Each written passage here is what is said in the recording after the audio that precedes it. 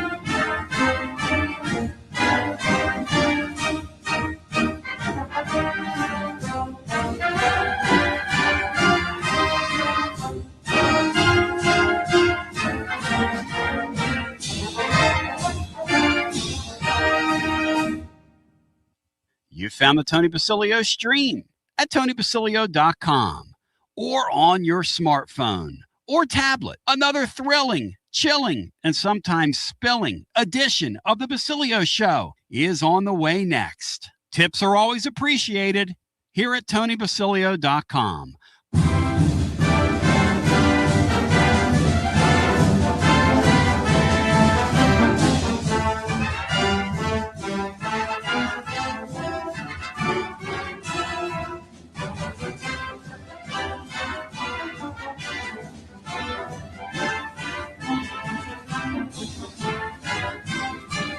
Listening to FM 105.7 and AM 1340, WKGN Knoxville, and W289CU Knoxville, Fan Run Radio. And we pretty pumped to be with you on a Thursday. So much needed rain falling outside.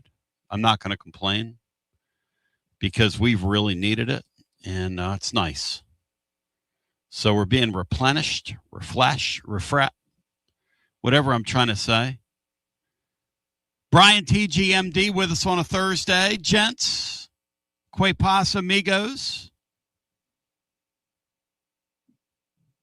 Which one of you is pumped today? Which one of you? Let's take a temperature here. I asked my brother Steve the other day, I said, what's your pump level? He said 388 pounds of pump.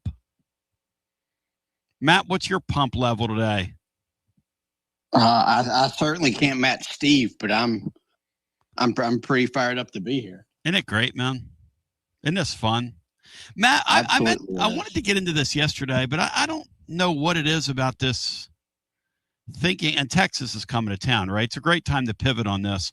Why are we so fired up? Why is Texas ring my bell, man? Anita Ward. What is that about?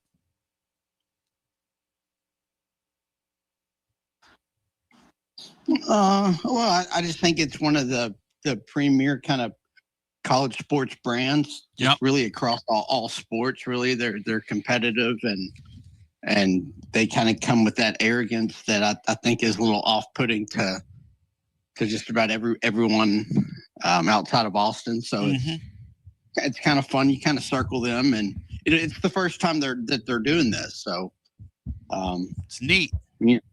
You played them in the SEC tournament last year and found a way to win. Like one of the more impressive wins of the year. That probably is what got you that to host last year. And then so it's a lot of fun still kind of doing that for the first time, playing them. It's a lot of fun. It's why you love. It's why we watch sports for stuff like this. Yeah, that's right. I think that's right. And do you sense a little extra juice with them coming to town in baseball as well, Matt? Are you willing to go there? Yeah. It should be fun. I've kind of been waiting for this series all year, even though Tennessee's a team of losers and stinks. It'll be fun to go up against Texas for 3 games. A team of what, Matt? Well, they've been called losers and that they stink. I've been told. So, Brian, really, there's no point in playing Texas, but you at least get to. Brian, have you been conducting yourself in that way on this show? Laura, I'm told that I don't know. I don't know. Laura, I'm being told that our Twitter thing isn't working, but I just checked and it looks like it is working. So, yeah, I mean, look, here's the thing. I really believe at the end of the day that, and we're getting into hoops, but anything can happen in baseball. That's the beauty of it, right? Anything can happen. I wonder who's having a less fun right now, Tony, Vitello, or our head coach, Matt? What do you think the answer to that is? No, I think that question that Tony's having a much worse time because his team's awful, and it's a team that he didn't put together. So. Yeah, there are 0 answers. Yeah. I wonder if he had a chance. He's got to deal with that for the next 5 months. Well, the crazy thing, Brian, he's got to look at that every day. I was texting with him a bunch, and we were going back and forth. I'm leaving him alone now. I mean, what do you say to a guy that's going to roll out there and lose 2 out of 3 games, maybe 3 out of 4 the rest of the way? It's just they stink. I was looking at one of their fan forums, which is interesting. Their media out there is really driving it on him, but the fans out there are driving it on Posey and the management there, and just what a brutal baseball team they have. Because truly, that is a brutal baseball team they have. And what'll make it hard is if he's got like a Drew Gilbert out there, that he has to sit down and maybe at some point have a difficult conversation, or maybe just have to put someone that he loves like that on the bench. He's been one of their better players, actually, though. He's kind of provided a spark for them since he came up. Not that he's not been some superstar, but to tell you, I mean, he's been one of their 4 or 5 better players. Giants had a model organization for a long time, and then they didn't, and that's just how it works in sports, man. Sometimes you get hot, you get lucky, you draft a couple guys, you get hot, you get lucky, and then those guys cycle out, and then all of a sudden, you're back in the soup, and that's sort of where they are. But I come on today and thinking about, we did a deep dive into the basketball deal today over at tclub.team, and I talked to a couple different people, one inside, one outside the program, just to kind of get a feel for what they're thinking, where guys slot. If you're interested in that, check it out at tclub.team. We'll go through it a little bit today. It's kind of fun. The other side of this is that Kentucky basketball really sucks. And here's the thing about this era that's really odd, is that the haves and those that had a lock on these sports, I'm thinking of Alabama football and Kentucky basketball particularly, who had a lock on these sports, as soon as NIL hit, as soon as it hit, lost their foothold on it. And other programs who, when they were willing to cheat and willing to cut corners. And I'm thinking of the Duke basketballs of the world, the North Carolina basketballs of the world, the Kentucky basketballs of the world, the Kansas basketballs of the world, the Alabama footballs of the world, the Florida State footballs of the world, the Clemson footballs of the world. As soon as that stuff happened, guys, there's like a new reality, a new world order. Is that not wild to you guys? Recalibrating around this. Matt, seeing yesterday Mark the Dope Pope, the Great White Dope Pope, have to face the music, and he showed a sense of humor with it. And that's the only way, if you're him right now, the only way you're going to placate those people at all, which you're not going to placate those people. But your only play is to get out there and be a human being. And, people are ripping you and blasting you. Read the responses, smile at it, and tell them you hope to get better. with a roster right now, and a lot of what's happened in the portal is done. Now, I wrote a couple things today. The Vols are not done, but a lot of the big names are off the board. So if you're Kentucky, it's going to be really hard between now and then. It's going to be really hard between now and then for Kentucky to make any kind of inroads. Matt, is this recalibration hard for you to kind of figure it out? How this thing is working? Well, no. I mean, it's just the programs and schools that are adapting or can continue to thrive, and the ones that are slow to do that or make mistakes in how they approach it can fall off. The brand names don't matter as much anymore, as long as, you know, unless that comes with all the funding that you get for it. Like it does sound like Duke kind of still has all that and is still at the forefront of it. Kentucky's not. They kind of have fallen off, and obviously having the right coach matters, and Kentucky clearly doesn't. But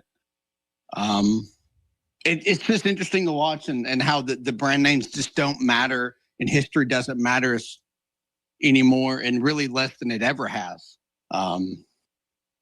You know, you get the Texas Techs that just throw money and really across the board in a bunch of sports and saw success over the last year or two.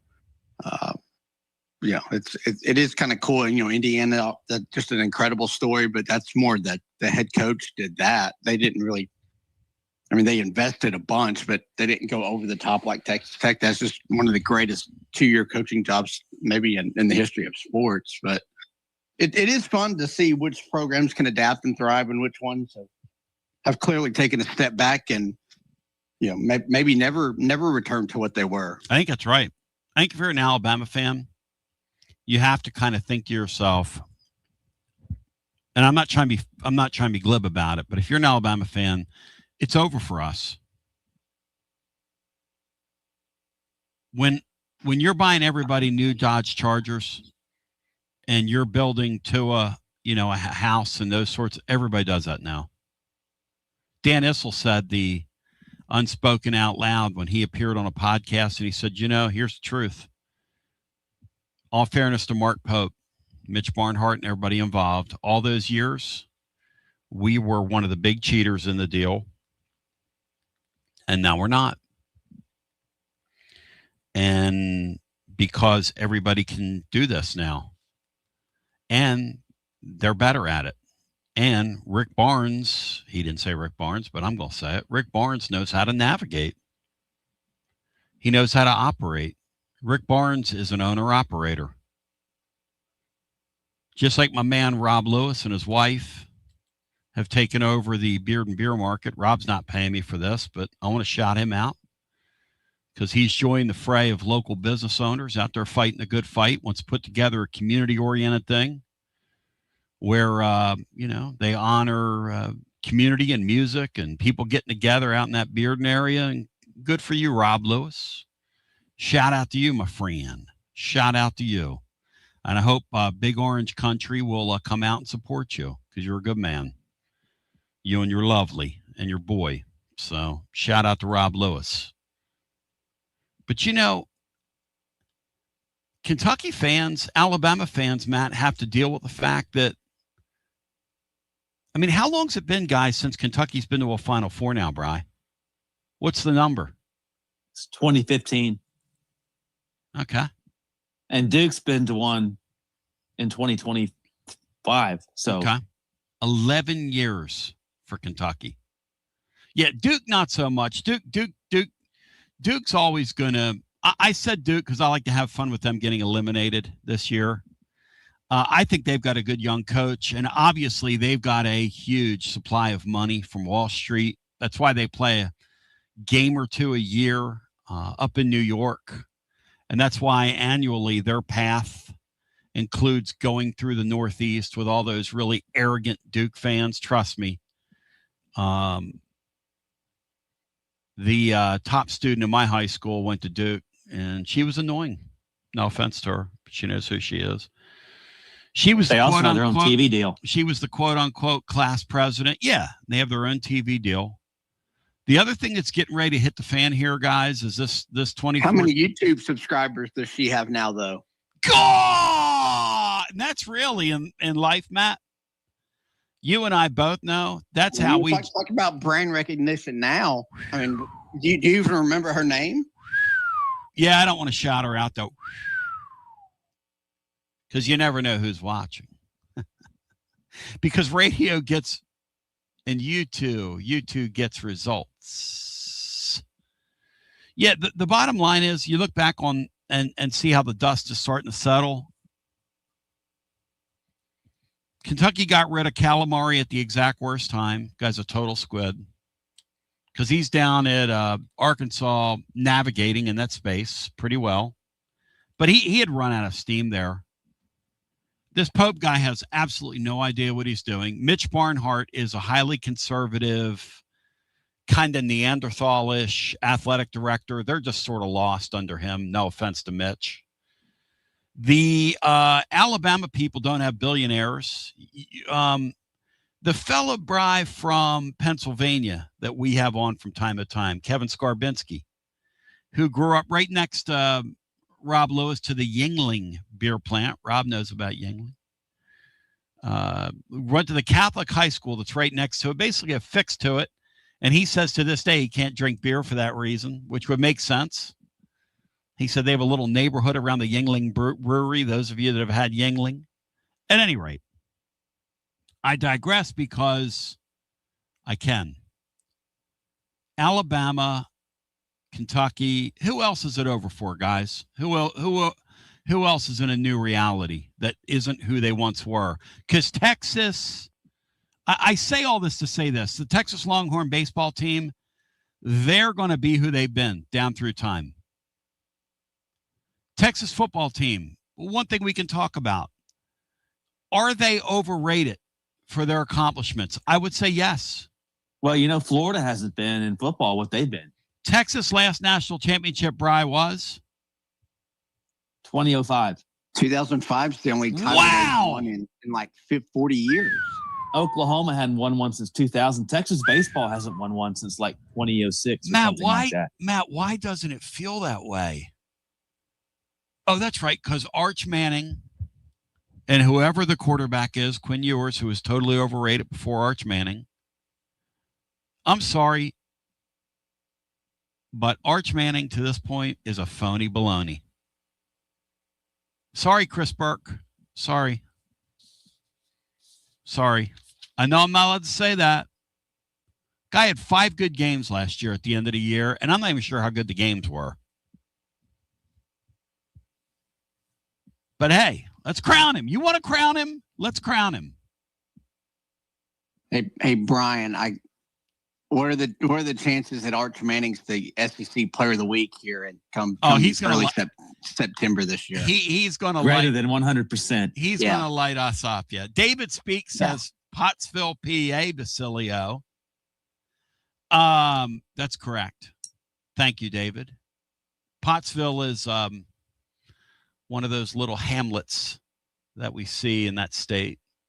Tennessee and Pennsylvania are very, very similar, as my man Bino would say. Chris Burke's medium shirt says the following, Matt. Texas is going to get swept this weekend. Chris Burke's medium shirt says, and I sent this to Mike Monaco yesterday, the screenshot. So, and Chris Burke's medium shirt, you provided Mike Monaco some amusement yesterday. I screenshotted a couple of your greatest hits yesterday over on the U2, and Monaco was giggling at it. But Berkey, Chris Burke's medium shirt is predicting 5 out of 6 for the Vols to close, Matt, and a shock the world close of the season. Could happen, Matt. Could happen. But that might be the real Chris Burke in the chat, because that would give Tennessee a hosting spot, probably. Berkey! Getting drunk! Hey, Berkey wasn't happy winning 2 out of 3 last week. Berkey had him hosting. Berkey was doing the advanced math. I mean, I love me some Berkey. Yeah. Berkey's a good sheep. Berkey loves him. Berkey loves him. Berkey's a kind of sheep. I love you, Berkey, but come on, man. Yeah. Don't get on here and gaslight the fans. Yeah, Berkey. All right, this team's not winning. This team's not sweeping inter-squad scrimmages. Yeah,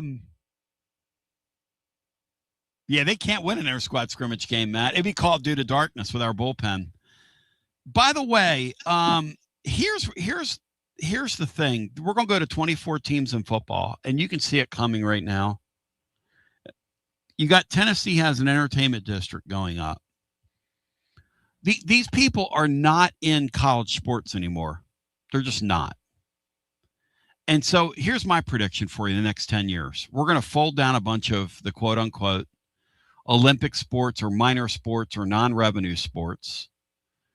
And we're going to field football, a basketball, a baseball, a softball, and some other various women's teams just to have equal numbers on the campus. But that's all it's going to be, equal numbers.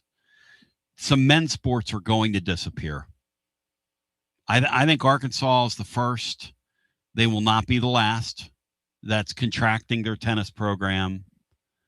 It would not surprise me if men's track teams disappear. Wrestling teams have already disappeared down through time. Will swimming disappear? I don't know. But here we are. Michael Stanton, I thought we were out on UT baseball here. I'm trying to be. I'm not out. Look, I'm just honest. Like my Flyers tonight, my Flyers play the Canes. My Flyers have lost 2 more players since the last time they were on the ice. They weren't going to beat them anyway. They're not going to beat them now. The Sixers with Joel Embiid, who's literally made a paper mache. I don't know how he got on the court with the Celtics and eliminated Brian Celtics, but that ain't going to happen for the Sixers. And I watch our baseball team play, and they just don't know how to clutch up. So I don't know what to tell you. Can they win 2 games over these next 2 series and get into the postseason? Gee, I hope so. But I wouldn't bet on it. I wouldn't bet on that. Brian, you betting on that? Would you bet your life, Brian, they're winning 2 games over the next 2 series? Your life, Brian. I'm talking about your life now. I think they should at least. I think 2 would be my expectation.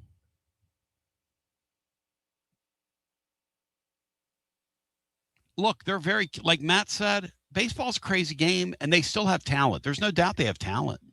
3 or 4 may not be out of the question. Like you guys were saying earlier in the week, you don't get all these leads in these games if you're not somewhat pretty good.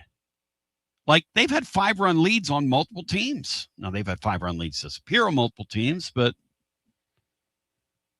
I wonder what's a more miserable experience right now, Matt. Giants fans or Tennessee baseball fans? Because it's both been pretty miserable. The Giants team. The Giants are the worst team in baseball. Yeah, y'all, I'm telling you. They're very bottom of like all the like on base percentage, awful. Home runs, stolen base. Like they're literally the last in the league in it. They're beyond bad boring, y'all, to the living fan.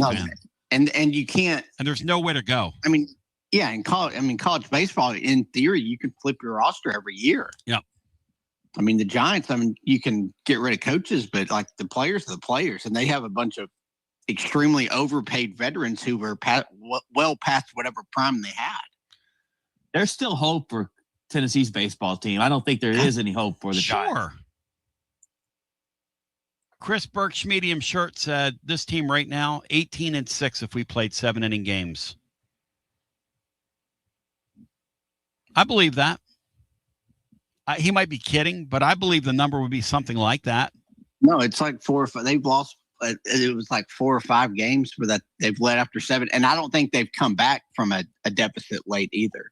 So that's probably accurate. And the weird thing, Matt, I wonder how different the season would be for both teams if that Sunday ball that was hit up into that sky would have blown out of the ballpark like it would have blown out in past years, what the season would look like right now for the Vols, what the season would look like right now for Georgia.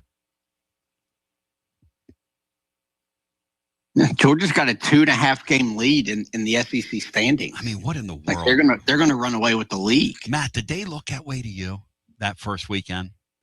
No, Tennessee outplayed them for, the majority of that weekend. I've been kind of out on Georgia all year because I just want to see it in the postseason, but Amen. They just continue to win.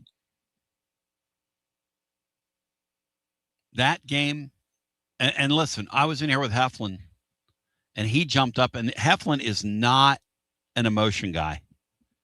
And he jumped up and was jumping in my arms. And I turned around and I said, look, we could not believe that kid caught that ball. We literally were in here jumping around. And he was jumping up. He was like, we're back. We're back. He was like, I'm going to tell you something about this Heflin guy. This Heflin guy loves Tennessee baseball. Now, he's a sheep. He's not going to call it. He's not going to call it a hungy on here for some reason, but he will. He'll grow thicker skin. Heflin, what's up? By the way, Garzalaw extra innings comes your way Sunday following the thrilling conclusion. We'll have at least 2 more episodes of that. And Brian, do we have a baseball NIT that we can go to after that? Maybe they'll add 76 teams to the tournament eventually, and this kind of year will be safe. I mean, guys, how stupid. Or increase the 20 to 76 How teams. stupid is that? And what happens now to Joe Lunardi now that we're at 76 teams? Matt, have you thought about how stupid all this is? This 24-team college football playoff is stupid. Why don't we just go back and have a bowl system so we can all enjoy it? That's what I've been screaming about. Once you start down this expansion road, it never stops. So Matt you guys was right. better be happy with it. Matt was right. You guys were crying about it, and then I wanted a bowl system. And the +1, then you get 4, and then that's not enough. And now we've got 12, and 12 wasn't good enough the first year of it. So now here we go. Yeah, it never stops because there's always more money to be made.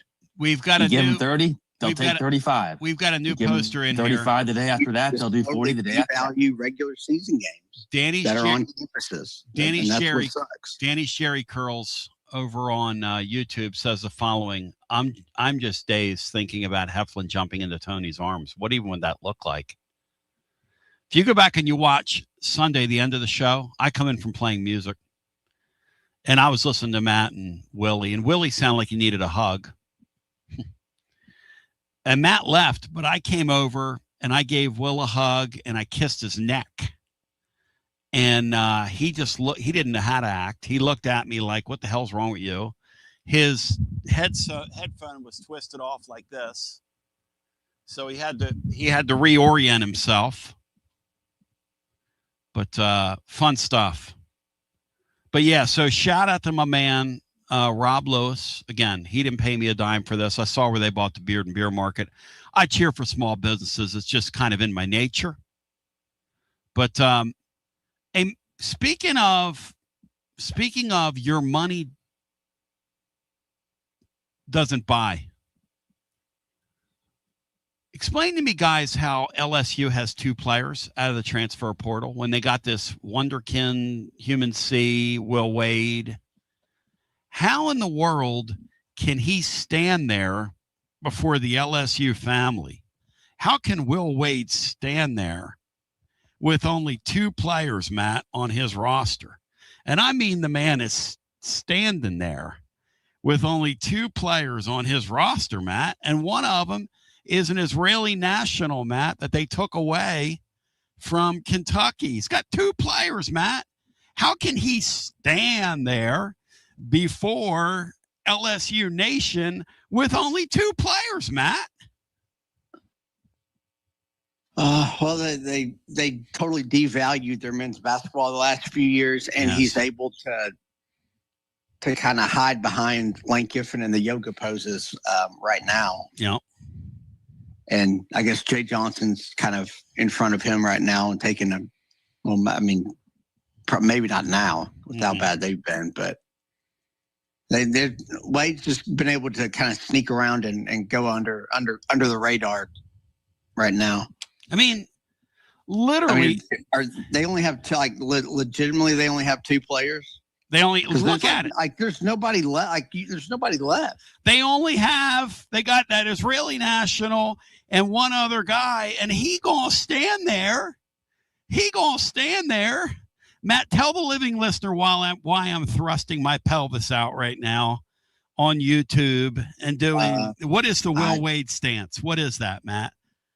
Yeah, he's one of the more oddly shaped individuals you'll ever see, and I would hope you're not doing anything. I am doing it. I'm doing the C. I'm doing the C. The C walk. Flagged today. Shout out to Mr. C. I'm doing the C walk for C. Danny Jerry Curl says, Basilio, you better not do that. Do not do that in your Will Wade in your robe. I'm being told not to lock my knees. It's bad for your back. But I do want to shout out. By the way, Julie Herman's roast beef has now entered the chat. So we Matt, when we break into the roast beef and Bill and his roast beef and John Adams talking about Bill's roast beef in the third hour the other day, is there any wonder why this show's growing like a weed? No, not at all. Just play it. Just repeat that segment over and over again. I want to talk. It's so dumb. I want to talk about today this 2014 playoff and where this thing's going. And I believe the SEC is going to add, let's see, Brian, are we at 16 teams right now? That's 16. Okay. The minimum from here, guys, we're going to add is what? What's the minimum from here? Because there's no way the league's done growing. Probably they'll get it up to 20. Okay. At least 20 in this next go And around. it won't stop there. Who are the 4? Who are the 4? North Carolina. Yes. Maybe one of either Clemson or Florida State. Clemson. Florida State, Clemson, North Carolina, and Duke. That's not bad. I wouldn't mind seeing Duke in this next iteration. They could be a true rival for Vandy. Mm-hmm. Mm-hmm. The admission by Wake Forest that they just don't have a chance. Imagine Wake Forest basketball, being a Wake Forest fan, how dizzying this time is when you read that a Tennessee's got 4 times the payroll you do. Imagine that.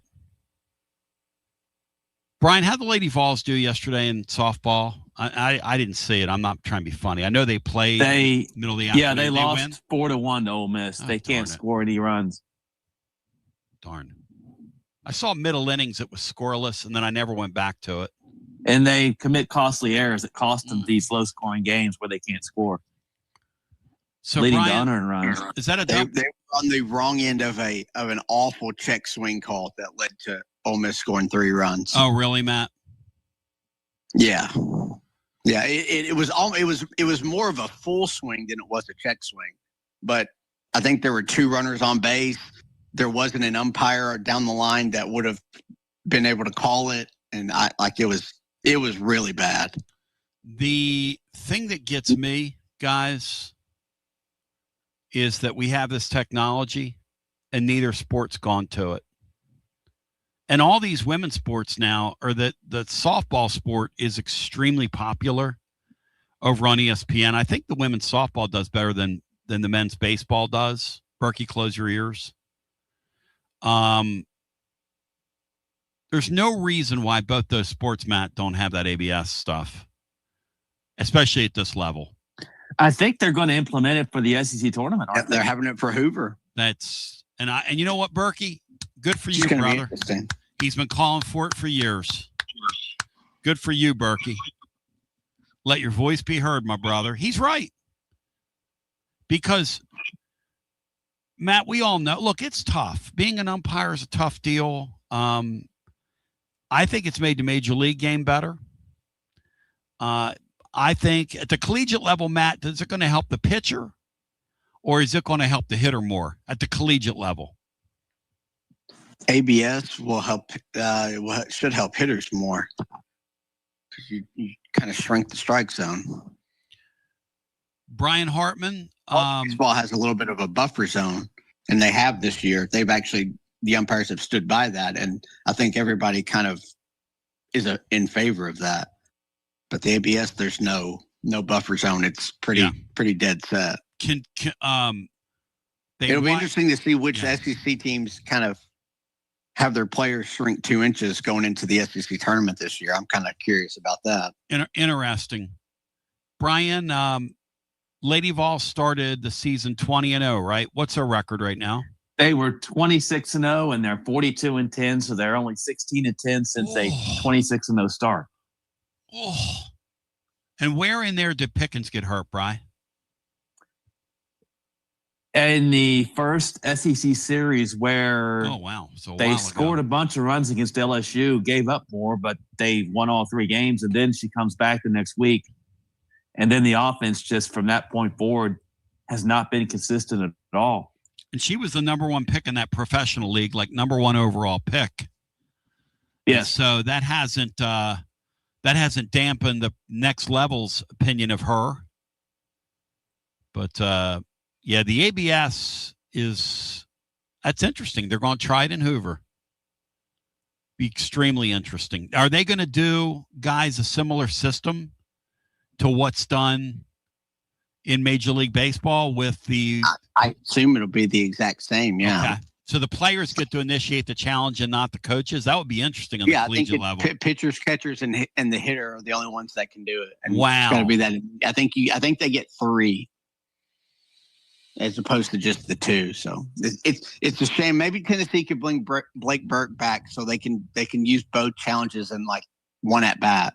In like the 2nd or 3rd inning. That's the other thing. I love that about Blake Burke. He wanted to challenge every pickoff attempt at first base. It was so fun.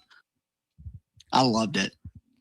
Because after a while, coaches don't even look at you. After a while, they started looking at Simo at second to get whether they should challenge or not. Because Burke, I loved it, and I love Blake Burke. And every guy was out. Incredible. But he thought every pickoff attempt that was close was an out. Every one of them. We come back on the other side. People are wondering if we're talking about the ABS anti-lock brake systems. Look, everybody's a commodian till they're not. And it's not AMSR. This is for real. And I'm sitting here rocking my Preds toboggan today in the studio, just hanging out with you. 865-200-5402. Here's a question for you. 2014 playoff. You think it's going to help the game or hurt the game? Going to help the game or hurt the game? Somebody asked me about, hey, Tony, all this NIL stuff, what's it done for your radio show? What's it done for you? What's it done for you? We've exploded. I mean, we had a big audience anyway, but last 4 years, the thing's gone off for us. We've detonated it. I like to say I'm a 30-year overnight success with what we're doing here. Part of the deal is with us, and this is just my philosophy with this thing, is not to be an old person and yell at the grain clouds, but to embrace that change. Because if you're going to do this every day, you just might as well cover it in real time. And if the money is the money is the money, and, I didn't like last year after the season when you don't even have a chance to celebrate an Elite Eight appearance.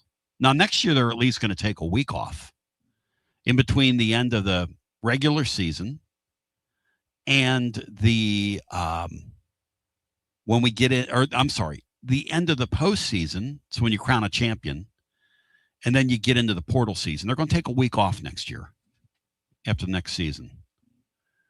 But my question for you is, we relate to football. It's our thing, okay? It's nice to have a very good basketball team, but football is our identity here. Just is. The Tennessee Vols, when they run through the tee, it's our identity. How do I know that? When we had, who was the kid, Matt, we had on that won the national championship, who said in baseball, and said, my favorite experience was the win over Alabama. Hunter Ensley. Ensley, thank you. Yep. Hunter said, hey, winning the national championship was great. He said, but that was my favorite experience. He said, but a very close second was being in Neyland Stadium the night we beat Alabama, which I couldn't believe. And so I don't mind all this flux. The thing I wonder, though, about it is how burned out are people going to be? And once I show you the magic tricks, and we get, like right now, Texas coming to town in the fall. That's great. It feels so good. It's new.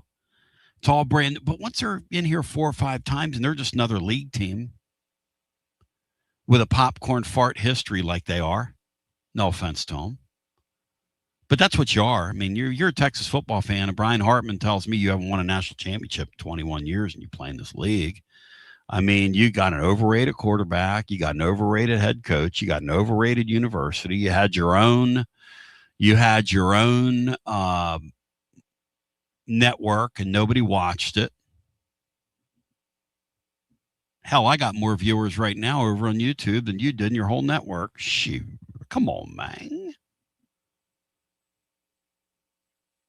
I mean, no offense to you. I'll tell you one thing right now. This little Smokey that I'm across from over here, I hear chirping at night. You better not let Smokey get near Bevo, okay? Because Bevo be be laying on the ground, grabbing his ankles. He'll have sores all over him because Smokey gonna go for those lower extremities.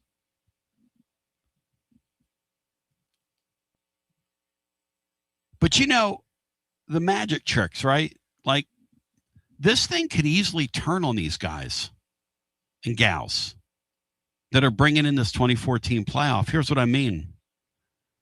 I really believe this. You make that playoff 2 or 3 years and don't advance out of that first round, you're going to get fired. They're not going to celebrate a top 25 appearance. Say you finish somewhere between 17 and 24, right? And you get, or say you're like Josh Heupel, and 1 year you finish like 11th in America and you lose your first round game. Then you come back the next year and you finish like, I don't know, like 13th or 14th. So you're in a playoff 2 years in a row and you lose again. Then you get in that third year and say your team's better this time and you're like 7 in America and you lose your first playoff game again. You're going to get fired. That's what we're doing. They're going to call you a choker. We're going to go from he can't win in March to he can't win in December for these coaches. And then they're going to fire the AD and they're going to fire this person because we're just giving into this stuff. Does it make it better? I don't know. I hate the 76 team thing for basketball. I'm to the point now where, and I'm not going to be this guy because I want to watch this basketball team grow and compete. And how is IB going to develop? What are these lineups going to look like? What are these combinations going to look like? We get a run at it today over at tclub.team, about 1,500 words on the basketball team. I think you'll enjoy it if you're a hoops head. Check it out. But we come back on the other side. I want to hear from you. So hold your calls. 2 and 2, Chuck Woolery, we're with you on the Love Connection. We'll make that Love Connection right on the air as we went long in that segment. Geez, I just looked up.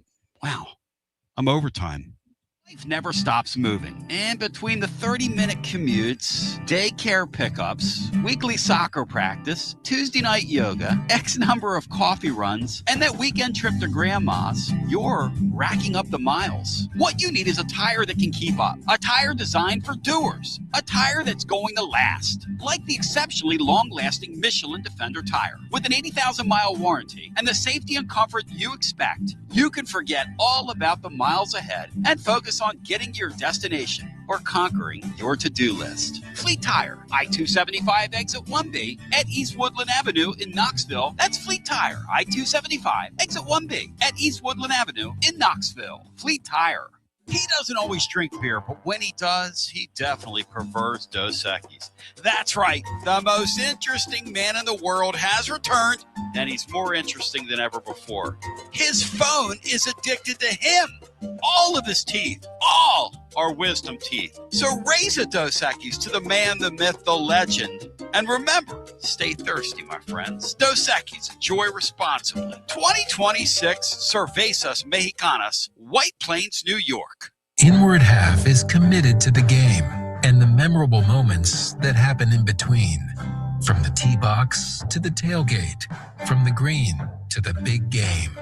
For the first birdie with Dad, the first big win with Mom. Friday night lights, Saturday superstitions, Sunday traditions. Fall into the comfort and unparalleled performance of Inward Half. This fall, enjoy the walk-in. Are you tired of hiding your smile because of crooked teeth? At Knoxville Smiles, we've got the perfect solution. Invisalign.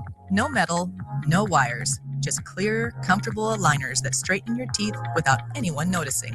Eat what you want, smile with confidence, and see results in as little as 6 months. Call us today for more information about Invisalign, 865-539-1776, or just visit us online at knoxvillesmiles.com. Smile brighter with Knoxville Smiles. Fan Run Radio, where Big Orange Country comes to talk sports. Start your morning off with your daily dose of talk sports with John Reed and Cody McClure from 8 to 11. Then it's Tony Basilio from 11 to 1. The Playbook with William Pattison from 1 to 3. And The Drive from 3 to 6. It's 10 hours of hard-hitting local sports radio every day. Out-of-town law firms have been swarming into East Tennessee lately. From Memphis, Chattanooga, and Birmingham, they've stormed into the area. Wouldn't you rather do business with a local firm? You know, a true neighbor. Marcos Garza and the pros at the Garza Law Firm are just that. There are neighbors and friends that support local causes year-round. The Garza Law Firm works to serve you professionally on criminal matters, injuries and accident matters, and Social Security and disability filings. The Garza Law Firm is here for you at garzalaw.com. The Garza Law Firm. Let us help. Nothing reminds you of how much you rely on your air conditioner like the first really hot day in East Tennessee. Schedule Pipe Wrench Home Services' $79 seasonal tune-up now before the heat sets in. Our certified technicians inspect, clean, and fine-tune your HVAC system to help it run efficiently and reliably while reducing the risk of breakdowns when you need it most. And while we're there, we can also recommend ways to improve your indoor air quality for cleaner, healthier air throughout your home. For more than 20 years, homeowners across Knoxville, Maryville, Oak Ridge, and surrounding communities have trusted Pipe Wrench Home Services for dependable comfort. And with our same-day service guarantee, you won't be left waiting when comfort matters most. Schedule your $79 seasonal tune-up today at pipewrench.com. Same-day service guaranteed, or the visit is free. Offer valid on standard systems only. Visit pipewrench.com for details. Baseball fans, it's time to step up to the plate. Look your best.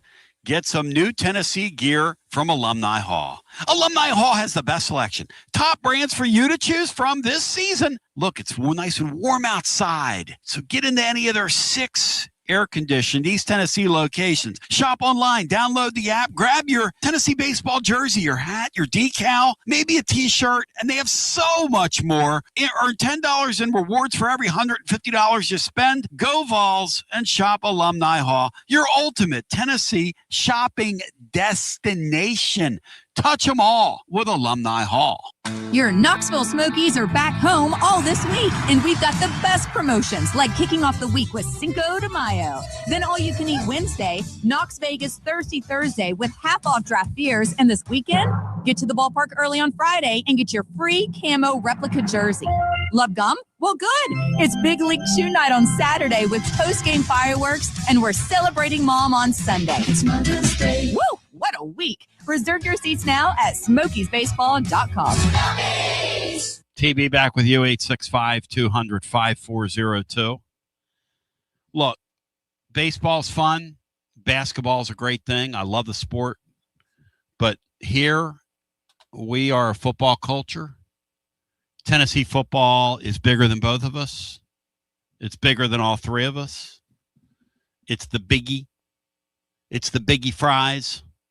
We're going to go to the phones. Everybody's going to be heard, as I said. I'm fired up, focused, and prepared for some Smokies baseball. Hope the weather cooperates. I think it's going to be pretty nice tonight. Going to play 2 on Friday. And then Texas is in town as well. Baseball capital of the world as far as I'm concerned. NYCNY, eat your heart out.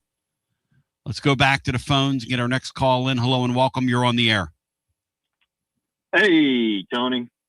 There he is. What's up, my man? How you doing? It's been a while. I know. I've been listening a lot. Just busy. You're a good man, Richard. I thought about you last week when I was down there at that Musicians Hall of Richard. If you've never been through that Musicians Hall of Fame, you need to go through that thing, man. I haven't, and I was upset to hear that you were coming because that actually. I left that morning and took my whole family up to the mountains for 5 days. So we were actually left that Wednesday till Sunday and went to Dollywood. I took my granddaughter's going to be 2 here in a few weeks. So I got to take her first trip to Dollywood. That's fun. Yep. Ain't nothing like that, Richard. Ain't nothing like a blessing. Did you guys get good weather?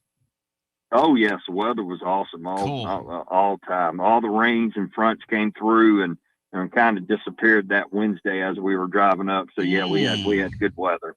Well, good to hear from you, my man. Yeah, but I thought about it. If I wouldn't have had that, you would have seen me out there that Wednesday. So I'd have given you a bear hug, Richard, with your big, huge arms. I'd have given you a bear hug, my man. Hey, and I was thinking about you because here in a couple of weeks on May 22nd, on a Friday night, we've got 2 of our best cover groups that pro musicians play in. One's called Make Me Smile, and they do Chicago cover, and the other is 12 Against Nature that does Steely Dan cover. They're playing at 3rd and Lindsley in Nashville. So it's going to be about 3 hours of wonderful music. So I was thinking, I was like, I know Tony would like to be there for that. And those guys are world-class musicians that people don't know their names, but they play on a lot of the records down there. They play on a lot of the records Brian Hartman listens to. And when they step out and play, they're not making much money. So it's an interesting spot in Nashville. It's a study in supply and demand there, Richard, from the music scene. Yeah. It is. Well, it's a hidden place, Tony. You got all the places on Broadway and where all the people go and all the young people go. Yep. But this little 3rd and Lindsley place is been there a long time. Yes. It's just a great jewel to go listen to music. So it's a lot of fun. But hey, let's get on to first of all the sports. Yeah. Let's talk. As we talk about going into this 2014 playoff, which will happen, and this is. I think we are entering into an era here over the next couple of years because there's not going to be any bargaining. There's not going to be any limits put on this money. Right. It's just that I don't see that in the future. It could happen in 3 or 4 years, but who knows? But at the moment, we don't see it. But one thing that I am noticing, Tony, is I am noticing a lot of schools. We're moving into until that happens, we're going to have a lot more have-nots than haves because a lot of these schools, people with money are tired of throwing money at these sports and watching losses and no championships. And you got people getting burnt out on it. So honestly, to me, the only school you're getting ready to have very few haves who still have money people who are willing to fund all these athletes. And there's going to be less. And here's some of it's getting ready to happen because of what's going on with oil prices. Tony, every school, the Texas schools, the Oklahoma schools, and even Tennessee to certain thing with the Pilot Flying J, all these schools that are oil schools, Tony, they are flushed with cash again. Let me tell you, the price of oil is always big. When price of oil goes up like that, the schools that have the big oil people, I'm telling you, Tony, they have got lots of cash flowing into their war chest. So I definitely see all of them schools being housed because they got the money to do it. And a lot of these other schools who just have regular billionaire boosters, I just see them slowly pulling out a little bit more at a time because, like I said, they just feel like it's a losing proposition. There's no tax write-offs. There's no advantage to it. So I think we are moving into an era of haves and and more have-nots. I don't know. What do you think? I think you could be right. Yeah. The other thing you said that I think is interesting that bears watching is booster fatigue. I watched the Saudis, right, who have the biggest oil fields in the world. They got bored with that live thing pretty quickly, Richard. Absolutely. Which and that's the other thing. If you're one of these ADs, one of your worst nightmares, or you're with one of these NILs, one of your worst nightmares is you pick the phone up or you get a phone call from a Jimmy Haslam and he says, I'm in Cleveland now. We own the Browns. My brother has a hockey team. We also have a football team or a soccer team in Columbus. We're just kind of out. And then what happens? Or you get a text, you get an LSU this year. They spent north of what was it, $30 million on last year's payroll. The head coach goes all in. He's very desperate. He's trying to save his job. He goes to those people. They add a bunch of players. They were unwatchable, Richard. Not only were they bad, they were, after spending all that money, unwatchable. What happens this year when they spend around $50 million, people are saying, and Lane Kiffin doesn't deliver a playoff berth? Eventually, those people are going to say, I can help people with my money. You know what I mean? Like, I don't need to do Tony, that. I can help people with my money. Doesn't that happen eventually? Well, what's going to happen is the young billionaire who owns Raising Cane's is going to have to raise his chicken baskets up about $5-6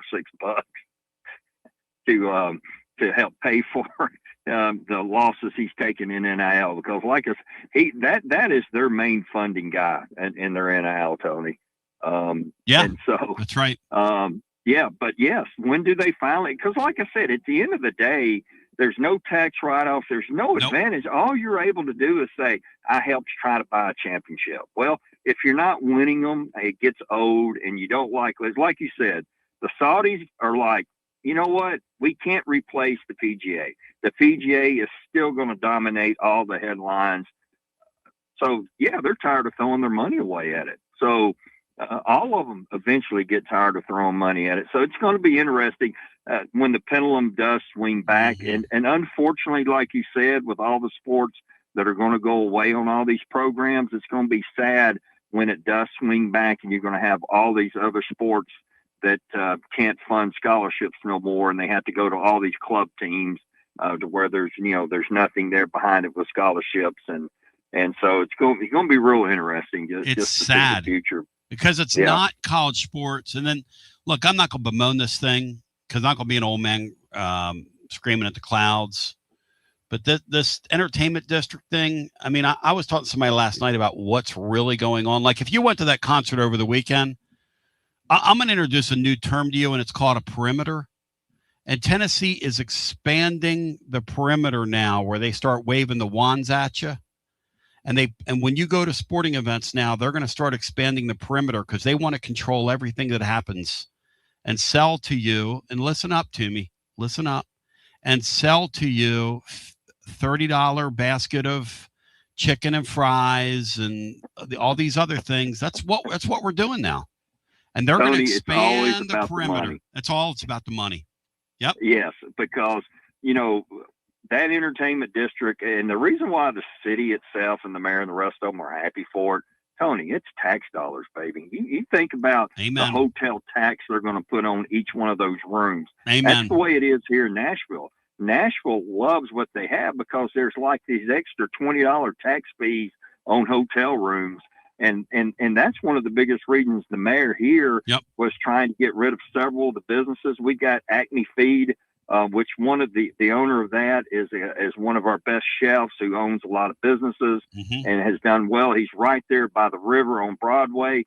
They raised that guy's property taxes up so high because they want him to shut that business down, because they want to be able to take that restaurant and what he did to that old building, and they want to turn it into a huge hotel, because there's more tax money in those hotel rooms than anything. And it's always about the money. And the 600 less spots and these people that got used to parking at G10 all those years, they're SOL, and it is what it is. And they're going to extend that perimeter. There's no money in you parking your car there. No money in parking. No, but there is money in expanding. Danny, we got your game. There is money in expanding back the perimeter to where the guards are wanding you. And then when your buddy needs a 6-pack of beer on the other side of campus, you're not going to be able to walk over there and give him a 6-pack of beer. They're not going to let you walk around. It's going to be a cute little game. They're going to watch and see if I'm not right. I was talking to somebody last night. We kind of figured that thing out. They can build their hotel all they want and do what they're going to do. But I'm telling you right now, watch. The term I'm going to use here is perimeter. Watch him expand the perimeter on you. That's what you got to watch out. And I'm talking I'm talking to the money people now. They're going to fund this thing. Watch the perimeter. Watch them grow the perimeter on you. But Richard, what 4 teams would you like to see added? Because we're going to add 4 here in the meantime when we go to 24 teams. That's going to happen in this league. What 4 you want? You mean adding to our conference? Yeah, we're going to add 4 more teams. Oh, man. If I had my choice of 4 teams, I've always been prone to Virginia Tech, because I feel bad for those people. Those people in that part of Virginia are part of Tennessee, and even more now. They feel more closer to us than they probably do their own state capital in their area. So Virginia Tech, good people, love to have them in the conference for sure. Let's see. North Carolina would definitely bring a lot of cachet with the money they generate in that state. So that possibly could be a good one. I don't know if I want to expand any more out west, really. I guess, do they expand more in Texas and add an SMU and a TCU or something to it? I don't know. It's either going to go there, the 2 schools in Florida, or like a North Carolina, Virginia Tech. I don't see anybody else, unless they again invite Clemson, because South Carolina can't. There's no way South Carolina can prevent Clemson from getting in the league. That's a joke. South Carolina, when you look at the 6 new additions to the league post 92, they're towards the bottom of the deal in terms of cachet in the conference. Come on now, let's get real. Oh, everything goes to women's basketball for them. Yep. South Carolina and Missouri are the two franchises, if you can use that term, in the league where I look at it and go, what are they doing in this conference? No offense. If you're a Carolina fan, I don't mean to offend you, but what are you doing? Like Michael Scott sat across from Toby and he said, what gives you the right? Thank you, Richard. You're the man. And then he gave him a rock for his going away present. What give Matt, you ever think that about South Carolina? Like, okay, you got a women's basketball team. All right. You're literally your men's team looks like they're playing pickup basketball at Cal Johnson Rec Center. No offense. And then you've got and then your football team. I mean, my Rona me. I don't know. Like they've always been in the league to me. Yep. When they joined, so like they kind of fit, but they're just kind of one of those middle to bottom tier, just like schools, I guess would be the best way to use it, because they're, I don't know. It's weird that they're kind of really struggling right now in virtually everything except women's basketball. You would think they would have a little bit more money to spend. And it's always been an uphill battle for them in football. And that was even before Clemson's kind of emergence over the last decade. So, like, I think they fit in the league. But like you say, like we've said, them in Arkansas, you got to have the runaround cars. You got to. You need runaround cars. You're right, Matt. Missouri's the one that I think just has no business being zero business. A&M at least has some name recognition and pumps money into it. So. Missouri is a West Virginia is a really good one. Yeah. Would be like that fan base just kind of fits what the SEC is. North Carolina, we've talked about, they're kind of they'd be the top choice of the Big Ten or SEC if they ever were trying to get out. So I think Arkansas also fits the league well because they're such good rivals with Texas. That's why I don't mention Arkansas. I don't mention Arkansas, Bri, because they got great tradition. They're a really good runaround car to have. They got fun uniforms. You make a case for Arkansas. South Carolina, that Missouri bunch. Missouri's the one of the 15 that really doesn't fit. They should be in the Big 10 or Big 12 or whatever, some kind of Midwest states. Conference freaking USA. No offense to them. Okay, let me do this. Keep it live and legal, then we'll go right back to our phones. You're listening to FM 105.7 down the bid. and AM 1340. Get down the bid. WKGN Knoxville and W289CU Knoxville. Fan Run Radio. All right, 10 seconds later, we're down the business. Let's go to our next call in. Hi, you're on the air. Hello, Tony. Stay right there. When we come back on the other side, he will join us. You will join us. It's going to be unbelievable, Andy, as we continue with more right after this.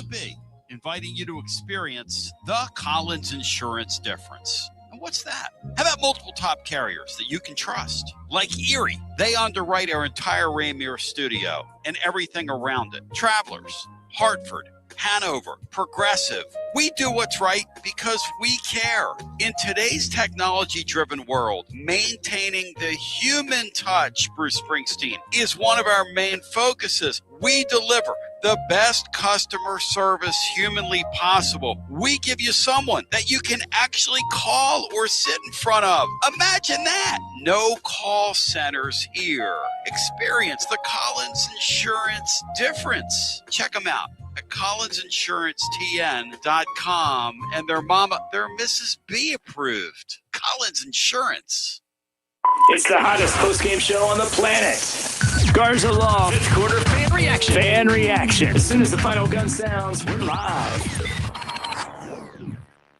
Big news, Basilio family. Get ready because the 2026 Knoxville real estate market is officially shifting into high gear. All signs are pointing toward a record-breaking year, and the energy across East Tennessee is absolutely electric right now. Whether you've been dreaming of finding that next home, looking to capitalize on your current equity, or ready to dive into the investment world, the timing has never been better. Having a game plan is the key to winning in this fast-paced market, and I'm ready to help. Give me a call, Jennifer Morris, at 865-694-5904, or reach out at nextmovesmokymountains.com. That's nextmovesmokymountains.com, and go Vols. Hi, I'm Jim Simpson, owner of Simpson Meats. When's the last time you grilled a really good burger or steak? One your friends still talk about. Our goal at Simpson Meats is to make that happen every time you have a cookout. All of our cuts of meats, steaks, burgers, briskets, and pork are always fresh, flavorful, and sustainably sourced. We are family owned, so we know the importance of knowing how and where your food is raised.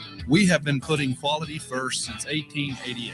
Visit our butcher shop off Lovell Road or online at simpsonmeats.com. Got a plumbing or HVAC problem at home? Whether it's an AC that won't cool, a furnace acting up, a clogged drain, or a water heater problem, Pipe Wrench Home Services is ready to help. Right now, when you schedule any HVAC or plumbing repair, your service fee is waived with the completed repair. That means expert help fast without the extra cost just to show up. Our certified technicians will quickly diagnose the issue and provide reliable solutions to make your home comfortable again.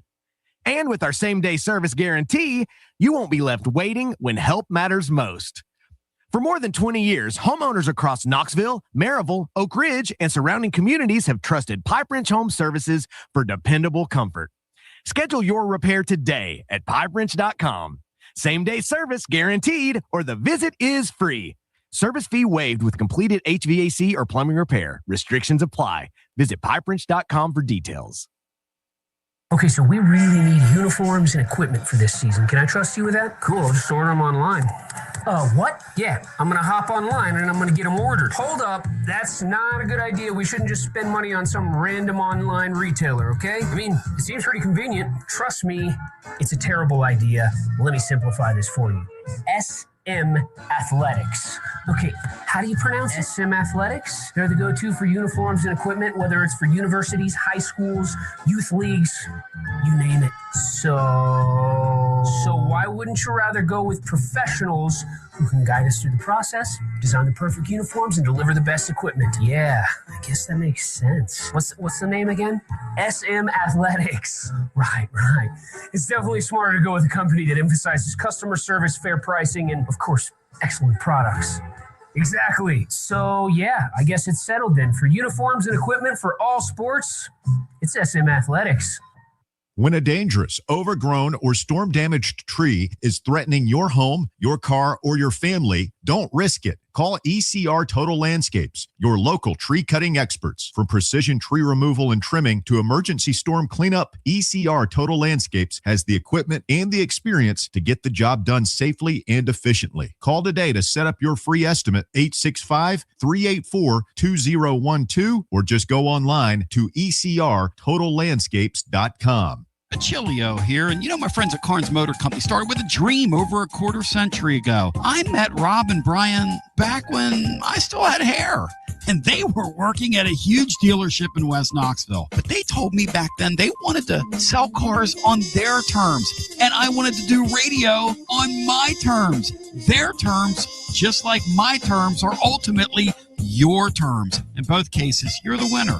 A Car Guru's National Award winner with a 5-star rating on all sites, just like our Vols. Everything about buying a car from Carnes Motor Company is no hassle. They specialize in high-quality pre-owned vehicles between the $5,000 to $25,000 range. And if you need to sell a car, they'll either buy your car or they'll help you sell it. Carnes Motor Company also has a top-notch service department.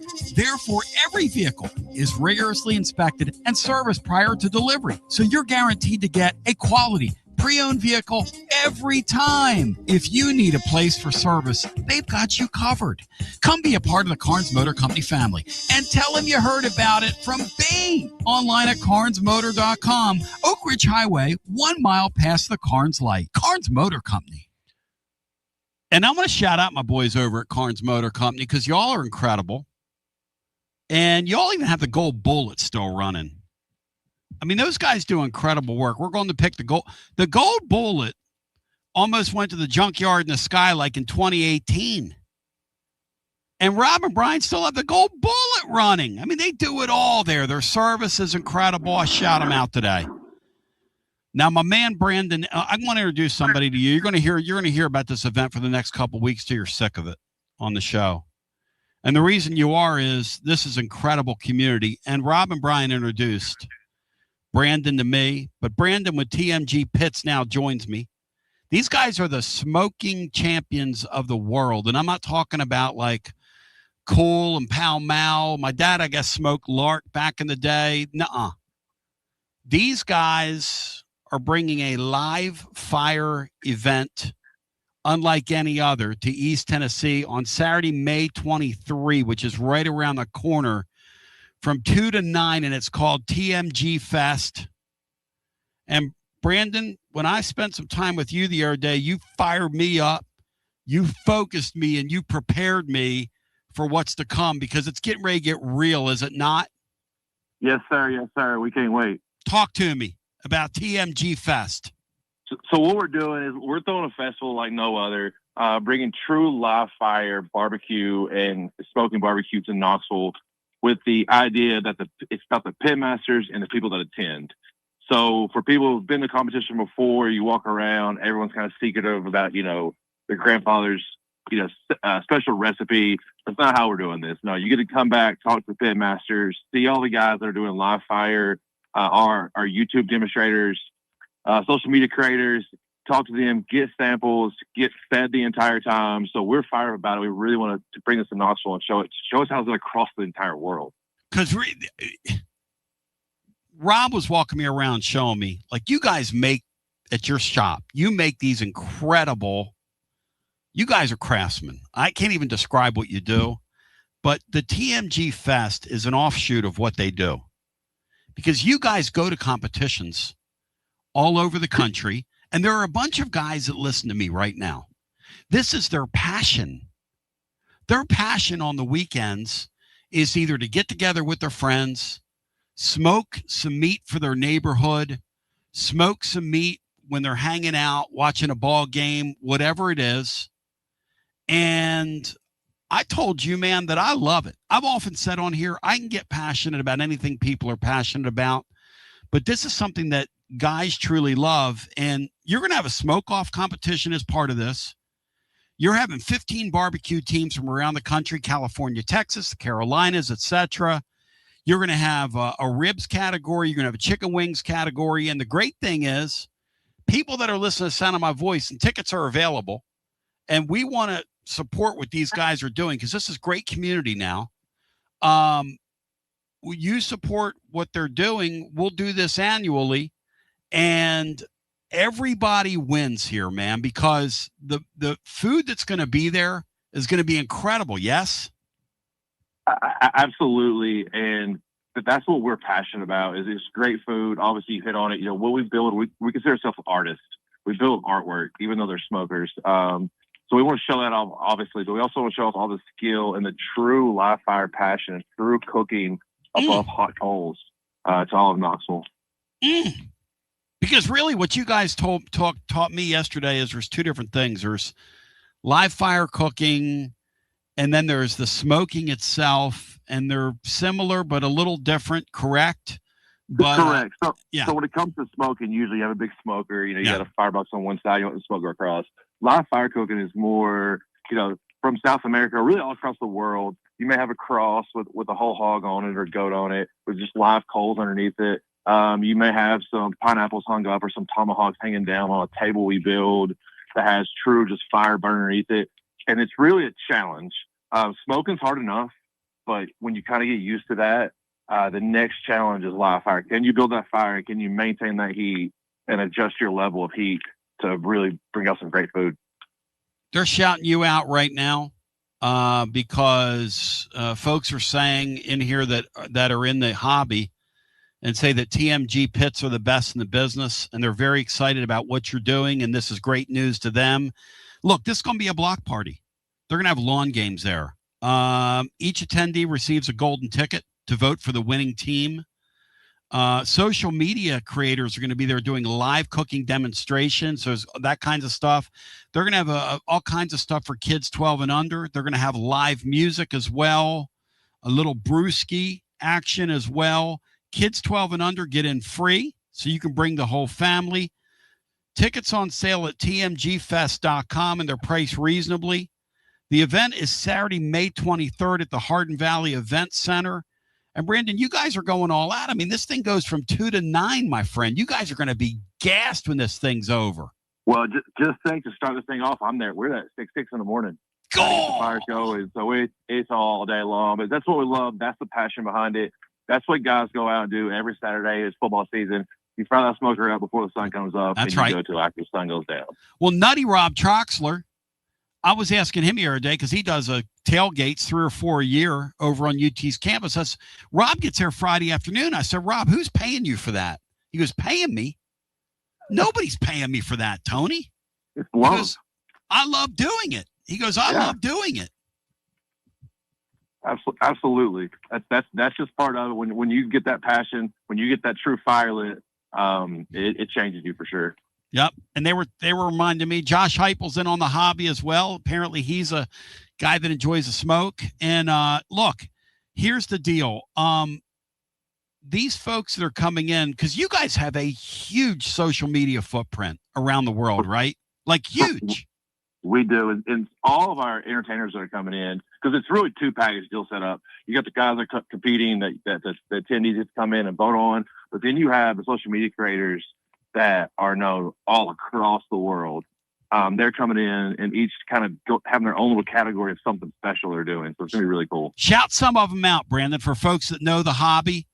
And this is news to them. Tim, you got Chef Tim. He's been on a lot of the shows that guys are going to watch across different media outlets. All right. The Kitchen Whitelaw, Jeremy Whitelaw, great cook.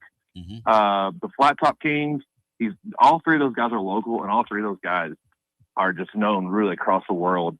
Jared Babb out of West Tennessee is coming in.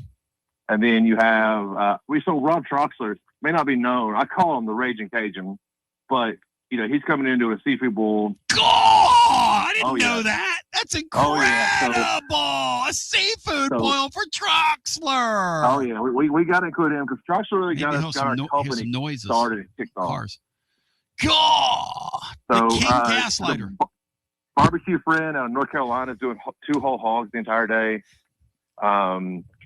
So really, it's just going to be, just a fun day all around and kind of let everybody go show their skills. You fired me up. Oh yeah, I can't wait. And I actually go to Memphis in May on next week. Go! Come straight back, do this. Basically, bring the same thing from Memphis right back to Knoxville, and we're going to show how Knoxville's going to do it. And you're bringing the title bout back from Memphis? I don't know. I am competing. Yes. I've competed 5 times, grand champion 3 with our team. Goal! So we're going to win. We don't show up to lose at nothing. So we hope to win. We're going to have fun. And then we're literally, a lot of those guys that are in Memphis will be traveling right back to Knoxville with us. And we're putting a show on here. All right. What's the ticket cost for this? It's Saturday, May 23rd, Hardin Valley Event Center, 2 to 9. By the way, we'll be out there hanging out, playing some music for folks to enjoy the ambiance. And you've got some other great live music acts as well. Absolutely. And it's going to be $20 online right now. Oh, it's awesome. 30 at the door. So make sure you get your tickets ahead of time. Yep. TMGfest.com. $20 at the door. Listen, 15 barbecue teams all around the country. You'll walk out of there with a belly full. You're going to get some information as well. The food's going to be great. They're going to cook it right there on site. These teams are competing, so they're going to put their best foot forward. If you've never been to one of these, the whole idea, Brandon was telling me, was to bring a world-class festival that's done by the people that are a part of this hobby and this passion all around the country, all around the world, and keeping it real and bringing a real one to East Tennessee. Brandon, did I put that the proper way? You did, and we're going to have some special guests there, too. I can't announce yet. Oh. I think a lot of your audience will love that, too. So we hope everybody shows up. You ought to reach out to Coach Heupel. I bet you can get him over there. And I appreciate there's some stuff in the works, so show up. Thank you, my man. Hey, Awesome. Once again, the website is? TMGfest.com. You're the man. Thank you, brother. Thanks, sir. Yes, you got it. That's Brandon. Right, one more time. TMGfest.com. If you're a part of that passion, that hobby, because I was asking Rob Troxler, I said, Rob, what do you get paid to do those? I thought somebody was funding him. He said, what are you talking about, Tony? He said, I pay for all that. I'm like, you do 5 tailgates? Yeah. He gets there, and I'm not kidding you when I tell you this. He gets there Friday midday and is there through, Rob is there through, well, Saturday midnight. People come back and they eat and celebrate. They're back listening to our show post game, hanging out. And Matt, they'll stay there sometimes. He said they'll stay there with us till like 3:00 in the morning. Like when we stay on, they'll stay there. Somebody's asking about Wells Station. I don't know about Wells Station. I don't know about any of this stuff. This is all foreign to me, but I can get passionate about it because when you spend a minute around those guys, they're passionate about it and they're passionate about bringing something great. And let me tell you something, $20 for that, that is a bargain and a half. You stay there and eat lunch and dinner and hang out with them all day. And you're going to get all the tips that they're going to have, all the stuff that they're going to do. I'm excited about it. So check out TMGfest.com online again, TMGfest.com. Hey, Matt, those people, are you a smoking guy or know anybody that is? I'm not, but I have a few friends who do. It's cool, right? I love it, man. Yeah. I honor that. Now, there are people being funny online, like they say, well, maybe G-Mac's going to be a special guest. Everybody's got to be funny, Matt, right? Everybody's got to be a funny guy and a funny girl these days. Does Rob Troxler get charged rent by Danny White for being over there that long? No, but he will. Eventually, Rob, you'll be inside the perimeter. He be in the perimeter or yeah, not? eventually, Rob, when they extend the perimeter, you're going to end up smoking Rob on top of the T. Martin overpass. Let's go to the phones. 865 Tony. 865-200-5. Now all the GMAC jokes are coming in right now. Y'all need to stop, man. Y'all need to chill, Russell. Y'all need to chill. 865-200-5402. Look, my friends at Dos Equis want you to know the most interesting man in the world is back with his love for Dos Equis. The most interesting man on this show, ladies and gentlemen, is right here. And he's so interesting, he doesn't even have to listen to the show. He can watch Perry Mason while the show's going on. He can watch something on BET while the show's going on. He can do 3 or 4 things at once and do them better than you. Ladies and gentlemen, put your hands together, meet and greet the artist, and I do mean the artist known as Titans Bill. How you doing? Hey, how you doing, Tony? There how he you is. doing, Matt? I'm doing great, Bill. Always good to hear you when you're on here. Always entertaining and fun calls. Well, thank you. I'm watching a military movie right now on Screen Picks. Did you hear what you didn't hear it, but he said to Brian, repeat it, Matt, because he didn't hear you. Because this is very important here. Go ahead. Brian, Bill's been on hold for a while. Please don't torpedo his phone call today. Bill, we had a rather abrupt conversation this morning. What time are you supposed to call me, Bill? After what time? Around 9 o'clock. No. Which I did. After 9 o'clock. 9 o'clock and after. And what time did you call me today, Bill? I just went back and looked at it. I called you after 9 o'clock. No, you did not, and may Bill. the good Lord be my Bill, you called me. Bill, you called me at 8:58. Don't fib. Okay, I called you at 8:58. Well, I had just hit my snooze button, and if you'll see, Bill, I've got my bags under my eyes are so big you could use them at Costco. Okay. And you're over here. My eyes are the same way, Tony. Not just you. Apparently, you don't believe in sleeping in, and you don't believe in letting anybody else sleep in. Because one day you called me at like 7:30 on a Saturday morning, Bill, to talk about some AEW women's wrestler that you put on your list of women or whatever it is. All right, tell Matt, update your list of women's wrestlers to Matt. Hit it. Okay. Here's the one here. I have Charlotte Flair, Becky Lynch, aka the Man, Liv Morgan, Kendall Gray, and let's see, Saul Ruka. No, wait a second. Saul Ruka. That sounds like is that the guy Kentucky tried to get over in Israel, Matt? Maybe they're probably related. Saul. I at least know who the first 3 you mentioned are. The last 2, I have no clue. Kendall. Well, 640 Potholes wondering, is Bianca Belair being with child knocked her out of the top 5? Because generally you've got Austin East's own Bianca Belair.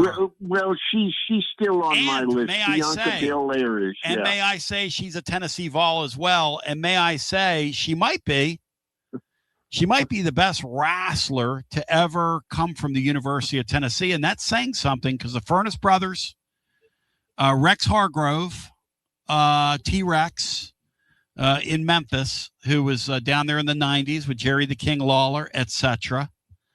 Bill Dundee, etc. Let's see, who else? Kevin Nash, is another former Vol great who's gotten in the ring. Bill Duff, who was the urban legend, working for Dennis Carluzzo back in the day. The urban legend Bill Duff. Kevin Nash. Also a wrestler. Yes. Bill, have you been following right now our softball program?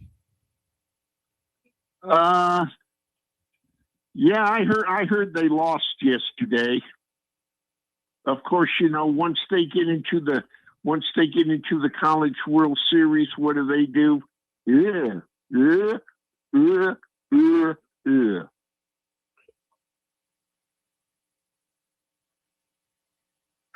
And I know you're going to cut me. I know you're going to cut me off like you always love to do. Matt, what did you just say? Well, I think Bill's a little harsh on Karen Weekly. They've at least gotten to the Women's College World Series like 8 or 9 times. I think. It's incredible. If anybody, I do wish that they'd get through and cut the nets down. But they do get there constantly. It's a really tough break. It's a really tough break for her that Carlin Pickens Brian got hurt here at midseason because this team was getting ready to steamroll some people. Or Brian, do they not have enough? Do they not have enough pitching or hitting Brian to cut it down? The offense just quit. Yeah, something happened when she got back. She actually has been better than ever. It's the offense that hasn't produced enough.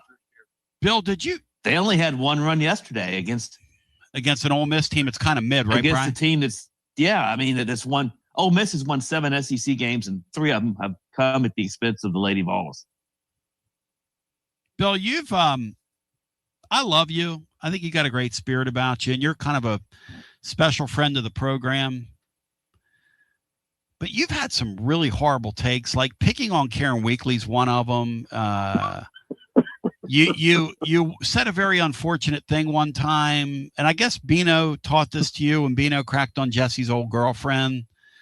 At least in your mind, he did. Bino's never cracked on anybody's looks. Bino thinks I'm handsome.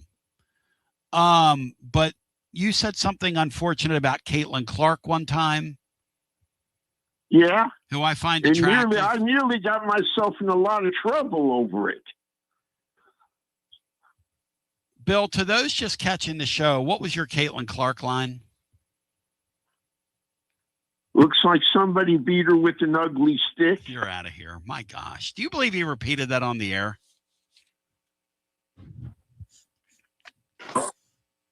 I guess next time I need to clarify and tell you to join Brian in not torpedoing his call tone.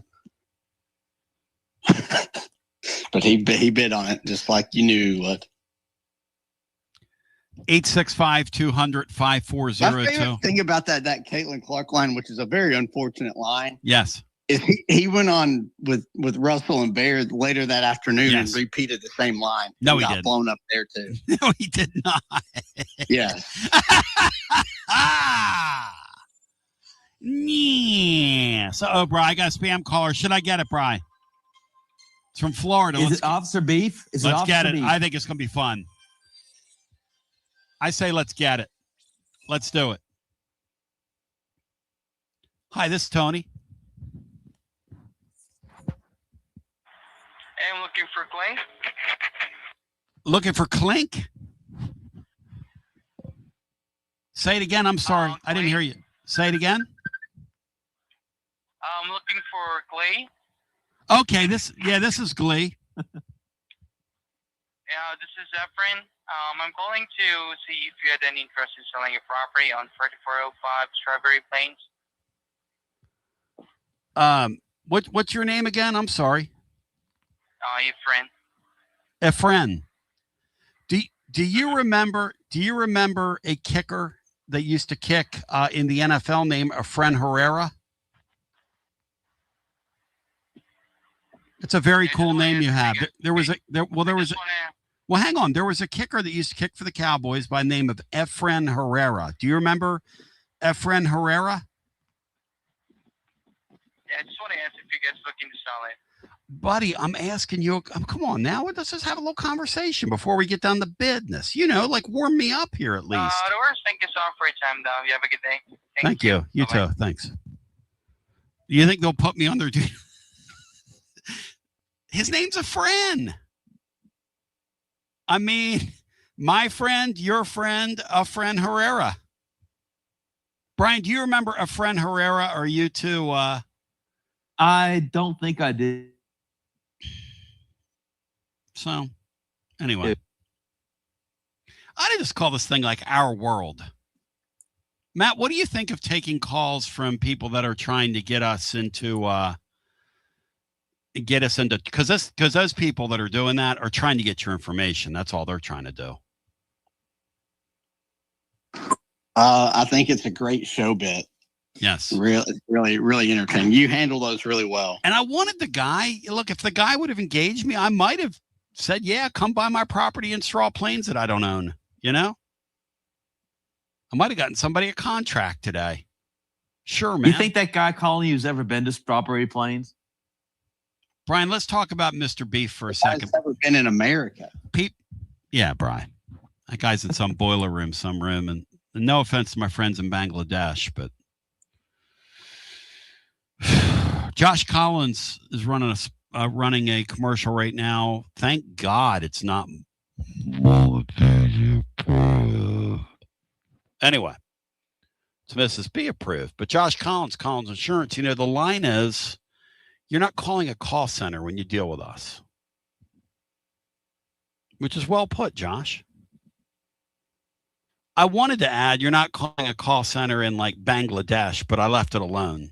Prava. The guy, a friend wasn't going for that, Bri. I think he heard you laughing in the background, Bri. You started to giggle on the guy.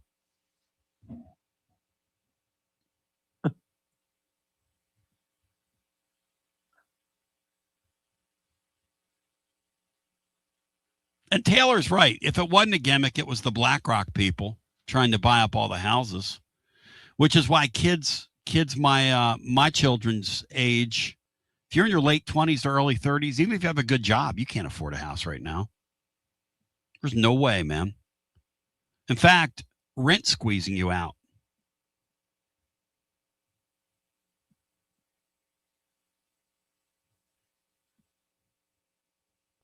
Anyway, I digress. 865-200-5402. Matt and Brian, when we think about the upcoming basketball season, first thought that comes to your mind, Brian, hit it. Tennessee basketball, first thought. Dare I say Final Four or bust? You can say whatever you want to say. Matt, your first thought. I'll say Final Four or bust. An exciting offense. It will be interesting to see. I'm going to tell you this, because my man Gary Sturm's sponsoring our, he doesn't know this yet, but he is, over at Mortgage Investors Group. That's kind of power we wield. I am so pumped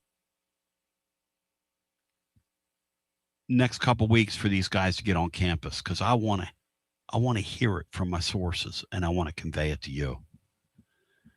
And I want to paint the picture through the summer.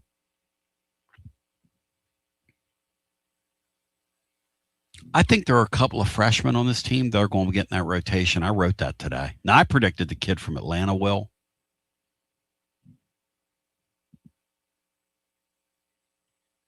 A couple people reached out to me and said, well, you wrote that the Henderson kid is not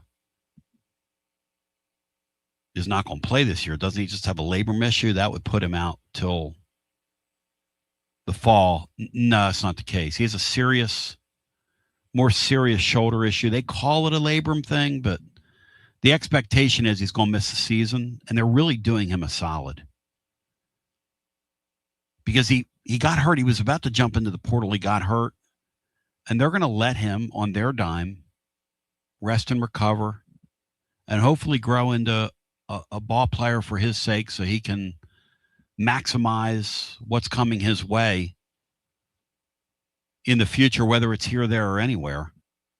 But I think the thing that's really interesting about this Tennessee team, and it dawned on me last night when I was looking at this roster, and maybe I missed something, but it feels like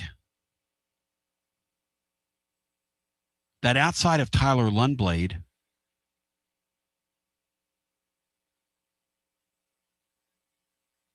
every one of these players is bring-a-backable. Every one of these guys. Every single one of these players is bring-a-backable. That's pretty remarkable. And here's why. Because they're getting ready to add that 5th year. They will have that for this group. And the bring-a-backable players, all the signees will be bring-a-backable. Even the kid that's coming in from like Chicago, he's bring-a-backable. That's pretty wild, Matt. You know? Dave's in here saying we're not getting Favor Ivy now. Dave, you've hit them all, Dave. I'll give you credit. Because you said Lundblade was going to Duke. You said you called me in a mass panic and said that our whole team had left. We weren't getting anybody, and we'd be lucky to be a bubble team. That is Kentucky, by the way. That's what the experts are saying about Kentucky. Now, I will say that people like Jeff Goodman who say there aren't enough basketballs to go around for this group,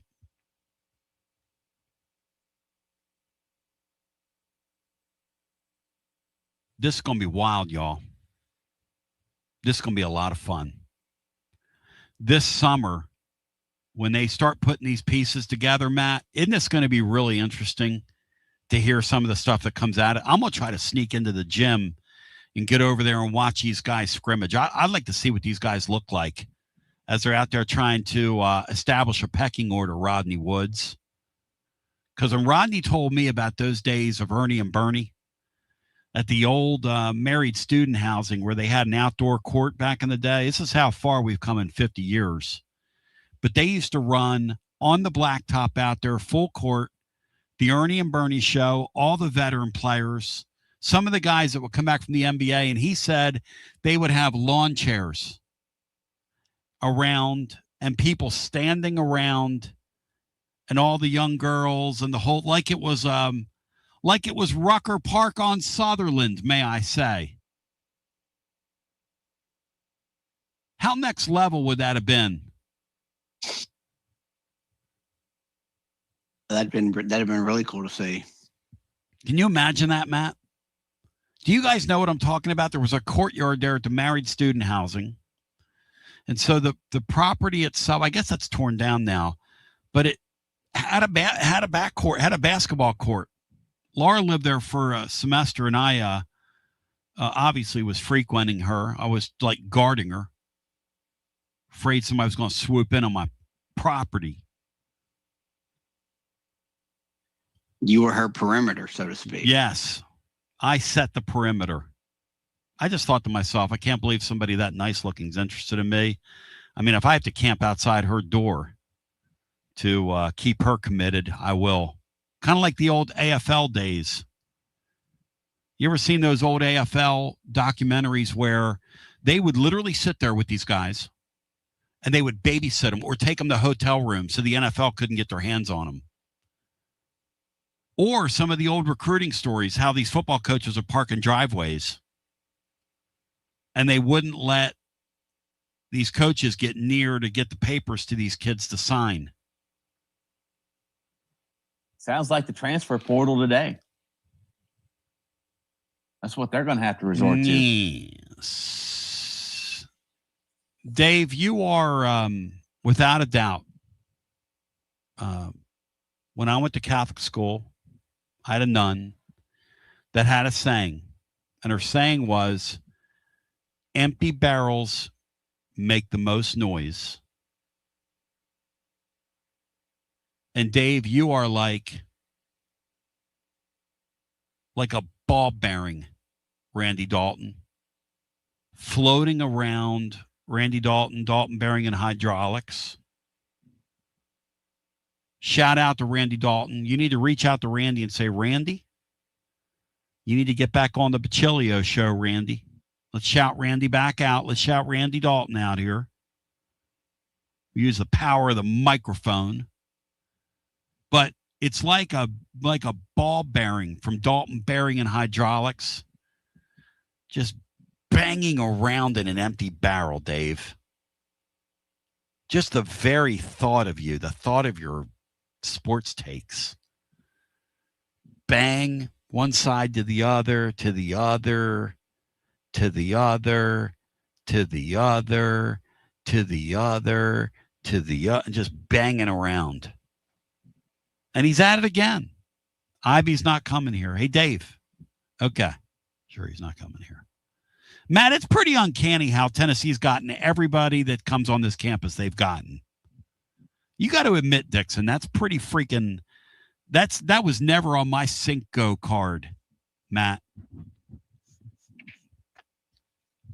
No, everybody that was in the portal that they really went after, they got. Just extremely impressive. They obviously had a plan to get some scores, and they did that. No, it's been really, really impressive what they've done. And Rick, to kind of and I was adjust, not just adjust to the era, but also the way Barnes has been is able to kind of adjust his approach and yes. roster construction. That's maybe just as impressive as adjusting to the new era. Well, may I say this, because it's not out anywhere, but they're using a lot of modeling to put their roster together this time around. Lots of modeling, i.e., they won't mind me sharing this with you. I believe the kid from VCU, through their models, is their number one player in this deal, through their modeling. And that's where we are right now. Dave is, let me think about Dave's age now for a second. We've got Ken Whiffy Jr. in Lexington. So what would that make Dave, Matt? Help me out here, Dave. Let's pile on Nega Dave. If Mark Pope is Ken Whiffy Jr., hey, Matt, what's Dave Missy, another one. Dave Missy something. No. You got a Ken Whiffy Dave Jr. Missy again, missed again. No. We got a Ken Whiffy Jr. So who is something about missed? No. Matt, help him out. What's his name?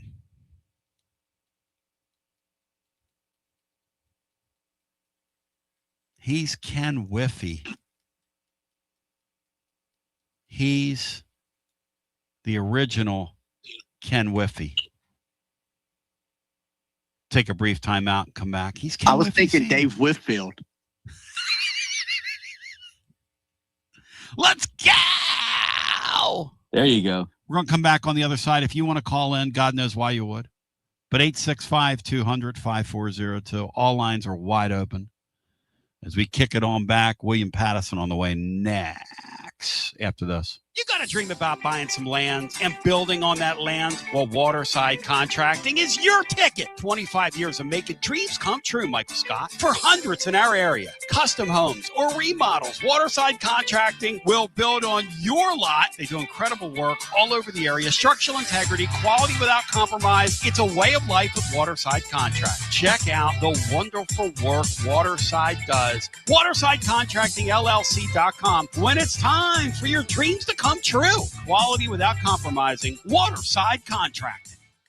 He doesn't always drink beer, but when he does, he definitely prefers Dos Equis. That's right. The most interesting man in the world has returned, and he's more interesting than ever before. His phone is addicted to him. All of his teeth, all are wisdom teeth. So raise a Dos Equis to the man, the myth, the legend. And remember, stay thirsty, my friends. Dos Equis, enjoy responsibly. 2026 Cervezas Mexicanas, White Plains, New York. Tony Basilio along with the great Mark Griffin. And we're here to talk about our friends at Performance Medicine. And Griff, their slogan, stay educated, stay healthy. That's you. Wow. I really like to think that, Tony, and I'd like to give Dr. Rogers a lot of credit because I definitely want to stay educated and healthy, and knowing that he's putting the time and effort in to make sure of my care. I want to encourage your listeners to put the time to learn and become educated and get to know Dr. Rogers and see if it can help with your health as well. And there's a really, really easy way to do that. In fact, they've got their own YouTube channel. You can see Dr. Rogers for himself with his staff. It's called The Performance Medicine Show over at the Performance Medicine channel over on YouTube. Also, more information at performancemedicine.net. To our friends in North Knoxville, a brand new location over in Fountain City, now accepting patients. So many ways to reach Dr. Rogers. And like they say, stay educated, stay healthy. Performance Medicine, online, performancemedicine.net. Located in Knoxville's historic Old City, Barley's offers great food, live music, the best draft beer selection in town, and now your new favorite place to watch sports. Their indoor projector is perfect for any weather, and they've revamped their upstairs area with more TVs to take in all of the action. Their menu features hand-battered chicken tenders, juicy burgers, fresh salads, and the tastiest pizza in Knoxville. You can enjoy their happy hour drink specials daily from open until 6 p.m. Barley's Tap Room and Pizzeria. Tony Basilio here, and I got the great Chad Stockton of FC Alliance 2026. Chad, do you believe we've made it? Boys and girls teams start off the new year at big national event showcases. We got our younger kids training indoors and doing a lot of things to get better.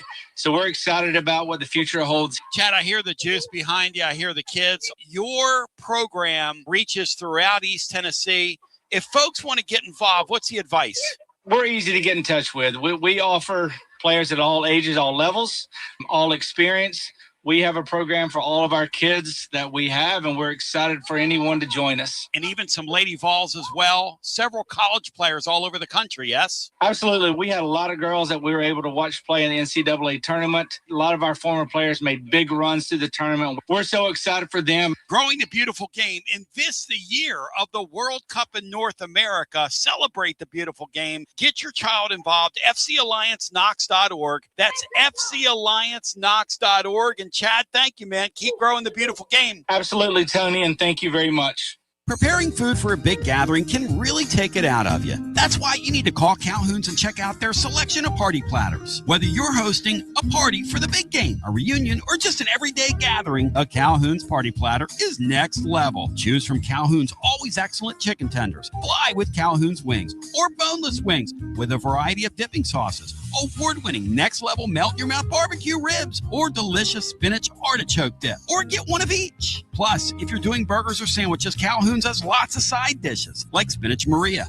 baked cinnamon apples, Smoky Mountain baked beans, or creamy coleslaw. Available in pints, quarts, and gallons. And to finish things off, pick up one of Calhoun's great desserts to go, including homemade cheesecake or key lime pie. Calhoun's, simply your go-to party headquarters. With 9 locations all over East Tennessee, you can order online and just pick it up. Calhoun's, one of the Copper Cellar family of restaurants, along with Chesapeake's, Copper Cellar, Corner 16, Cherokee Grill, and Smoky Mountain Brewery. Eat local, eat good. Like our 2026 football Vols, score a T3 TD every time with T3 Vodka, Tennessee's premium vodka, handcrafted with passion, precision, and a whole lot of pride. Right here, handcrafted in the majesty of the foothills of the Great Smoky Mountains. Quality around here isn't just a promise, it's a way of life. And T3's filtered 10 times.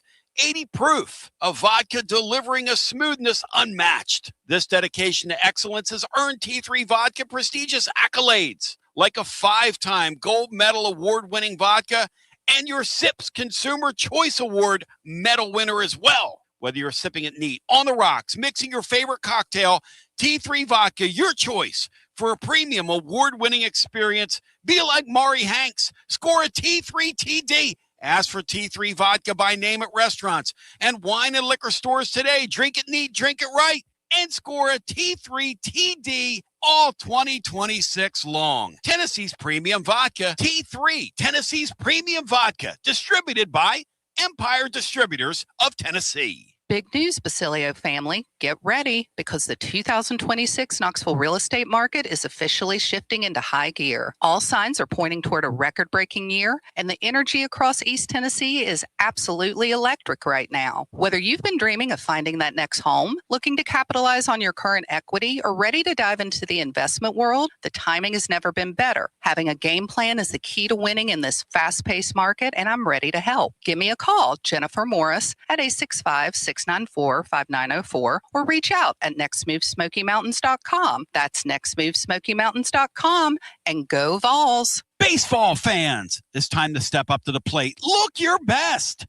Get some new Tennessee gear from Alumni Hall. Alumni Hall has the best selection. Top brands for you to choose from this season. Look, it's nice and warm outside. So get into any of their 6 air-conditioned East Tennessee locations. Shop online, download the app, grab your Tennessee baseball jersey, your hat, your decal, maybe a t-shirt, and they have so much more. Earn $10 in rewards for every $150 you spend. Go Vols and shop Alumni Hall, your ultimate Tennessee shopping destination.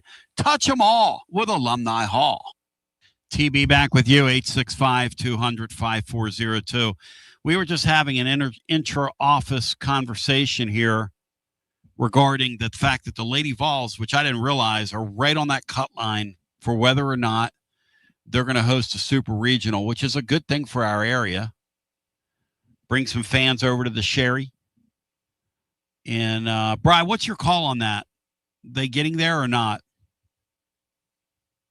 They're definitely hosting the first weekend. Yes.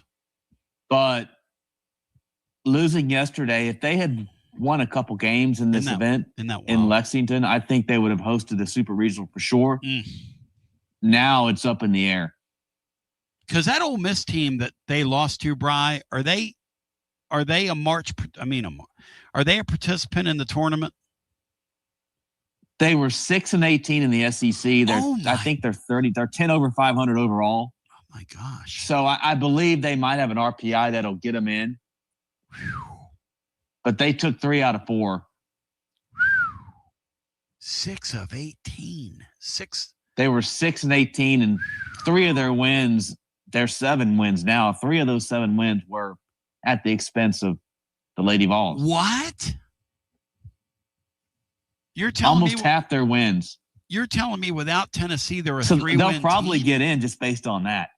That'll get them in if they were on the bubble. Man, go figure that. That's the weirdest thing about sports, how one team will own another, and then they can't play against anybody else. So they're 3-17 against everybody else? That's crazy. 4-17. Whatever that number is. Yeah, thanks. That's great. That makes 0 sense. No, it doesn't. And they've only scored in 3 of those 4 losses. Tennessee only scored 1 run in each game. They lost 2 2-1 games and the 4-1 game. Let's go back to our phones. And it took a walk-off, bases-loaded walk to win the 1 game they won. Back to our phones. Karen Weekly deserves to cut the nets down. That's just crazy. By the way, Dave Wong is a good name. Dave, going Asian. Dave Wong. W-O-N-G. Is that Kablan Asian, like Tiger, or just Asian? Let's go back to the phones. We go back to the phones, 865-200-5402. That is bizarre that they're letting that Ole Miss team own them. Oh, well. Sport is a never-ending, the target's always moving, and in my mind, the Flyers are going to come back and beat Carolina, and they have 0 chance of that happening, but in my mind, that's going to happen. Hello and welcome in. You're on the air. What do you say, Tom? Quick, man. Hey, what's up, brother? How you doing? Hey, doing good, brother. Yeah, I don't have a good feeling about your Flyers, man. I think they might be up against it. Well, they're all beat up, and they're playing a team that's probably the best. I'll tell you what's going to be a great final is when Buffalo takes on that Carolina team. That's going to be incredible in the East. Yeah, I think so too. Yeah, Carolina's they're too solid. The things that the Flyers the way they like to play just is kind of right into the hands of Carolina. But It's hockey, man. You never know. No, Buffalo's so next level. That Buffalo-Montreal Canadiens series, those uniforms on the ice together are so beautiful. It warms my heart, man. Warms my heart. God, it's such a good playoffs, man. It's so good. Such a great sport. Yeah. I was just kind of looking at this basketball team, man. This thing is, I think this is like incredibly fascinating, like what Barnes has done with these guys. Like it's hard to find the comparison, like since the whole portal era started, with the team that's really kind of gone this direction. I think the one that I read that's closest was 24-25 Ole Miss with what Beard did in the portal, bringing in guys that have such high usage rates. And that's like sort of like the big question with this. Like all these guys are scorers, but 4 of them, Ames, Hill, Harelson, and Harris, like all in the top 5 percentile, like usage rates in the country. You know, so you see all these tweets about, well, we added 107 points per game or something to the team. And, you know, it's math just says it's not going to work out that way. So, you know, it'll be interesting to see how these players sort of fit and like who sort of accepts some different roles. And when they don't have the ball in their hands as much as they're used to. And because they don't really rely on assists. It's a lot of sort of freelancing. That's exactly a lot of these guys. Yes. You know, outside of Lundblade, most of Lundblade's shots were assisted, but those other guys, it is mostly just off the dribble, which I kind of think that's what Barnes wants. You know, like I think he's probably gone pretty weary the last couple of years when the shot clock's like running down. Like, hey, hang right there. Yeah, the guys, and Lee, stay right there. We'll pick it back up on our overtime segment. I want to remind you tomorrow we're live at Calhoun's on the River. It's going to be unbelievable, Andy. Prior last time out at Calhoun's on the River, the spring will be back here obviously in the fall, but come on out. Eat some lunch, talk some sports. Steve Russell support the program. In the meantime, the Playbook's William Patterson's on the way next. See what William has in store. And then Dubsy and the gang in the afternoon. We love you. We appreciate you. I want you to have a Dwight Gooden. And we'll talk to you tomorrow, God willing, over at Calhoun's. You're listening to FM 105.7 and AM 1340, WKGN Knoxville, and W289CU Knoxville, Fan Run Radio. And so here we are. And Lee, you've got a great point. It's what Jeff Goodman pointed out, and our fans kind of jumped on him. And we're going to get Jeff on the show in the next couple of weeks. Here's something I feel like just poking around on it. I feel like one of the guys that's really got to buy in is Juke Harris. And they feel like that he's such an unselfish kid that he's going to do it. You really need buy-in for this thing to really, really work like we want it to work. Then they've got to buy in on both ends of the floor, Lee. And that's why I can't wait to hear what they feel like they have come summer, because that's when you're going to realize what you have here. Yeah, exactly. Like, who's going to accept the role of sort of being more of a facilitator on offense? Like, is that going to be Ames or Hill? You know? And, yeah, the Juke Harris thing is interesting because of all those guys, like, he's kind of the more high-volume guy that's sort of getting his points with a lot of shots. You know, can he still be as efficient if he's not putting up the same number of shots? You know, there's a lot of interesting questions. And defensively, like, I'm interested to see, like, can they get up to at least a certain level that satisfies Barnes? You know, like I think the Ruben and Luke kid, I think are just huge underrated cogs in this thing. Like they've got to be able to hold up their own on the back end of that defense and stuff. Because I got a feeling the perimeter defense is probably not going to be what we're used to seeing. But that's why they're going to, and they're going to add 2 more pieces, Lee. Like we wrote in the blog today, I still think the Ivy kid. They're going to pay him 7 figures. They're going to pay his fee. They're going to pay his fee. They will end up outpaying Villanova for him, I think, and he'll end up here. That's their belief. If that's their belief, it's my belief. Till I see otherwise.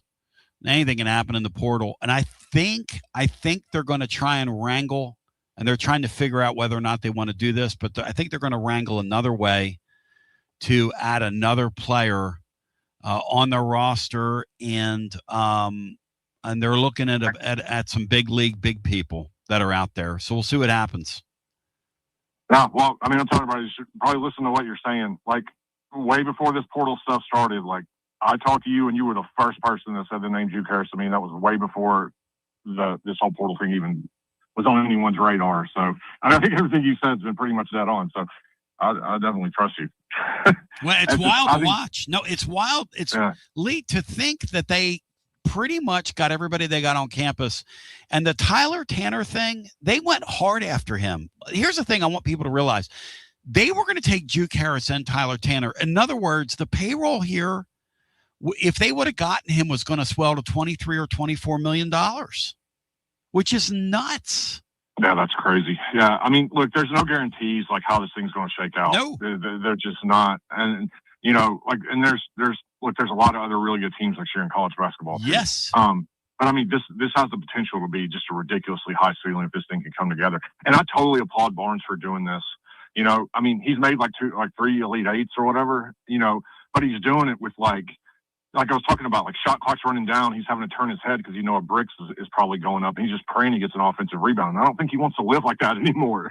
He wants to have some flow in his offense and see the ball go through the basket a few times. Like I applaud the guy for doing it.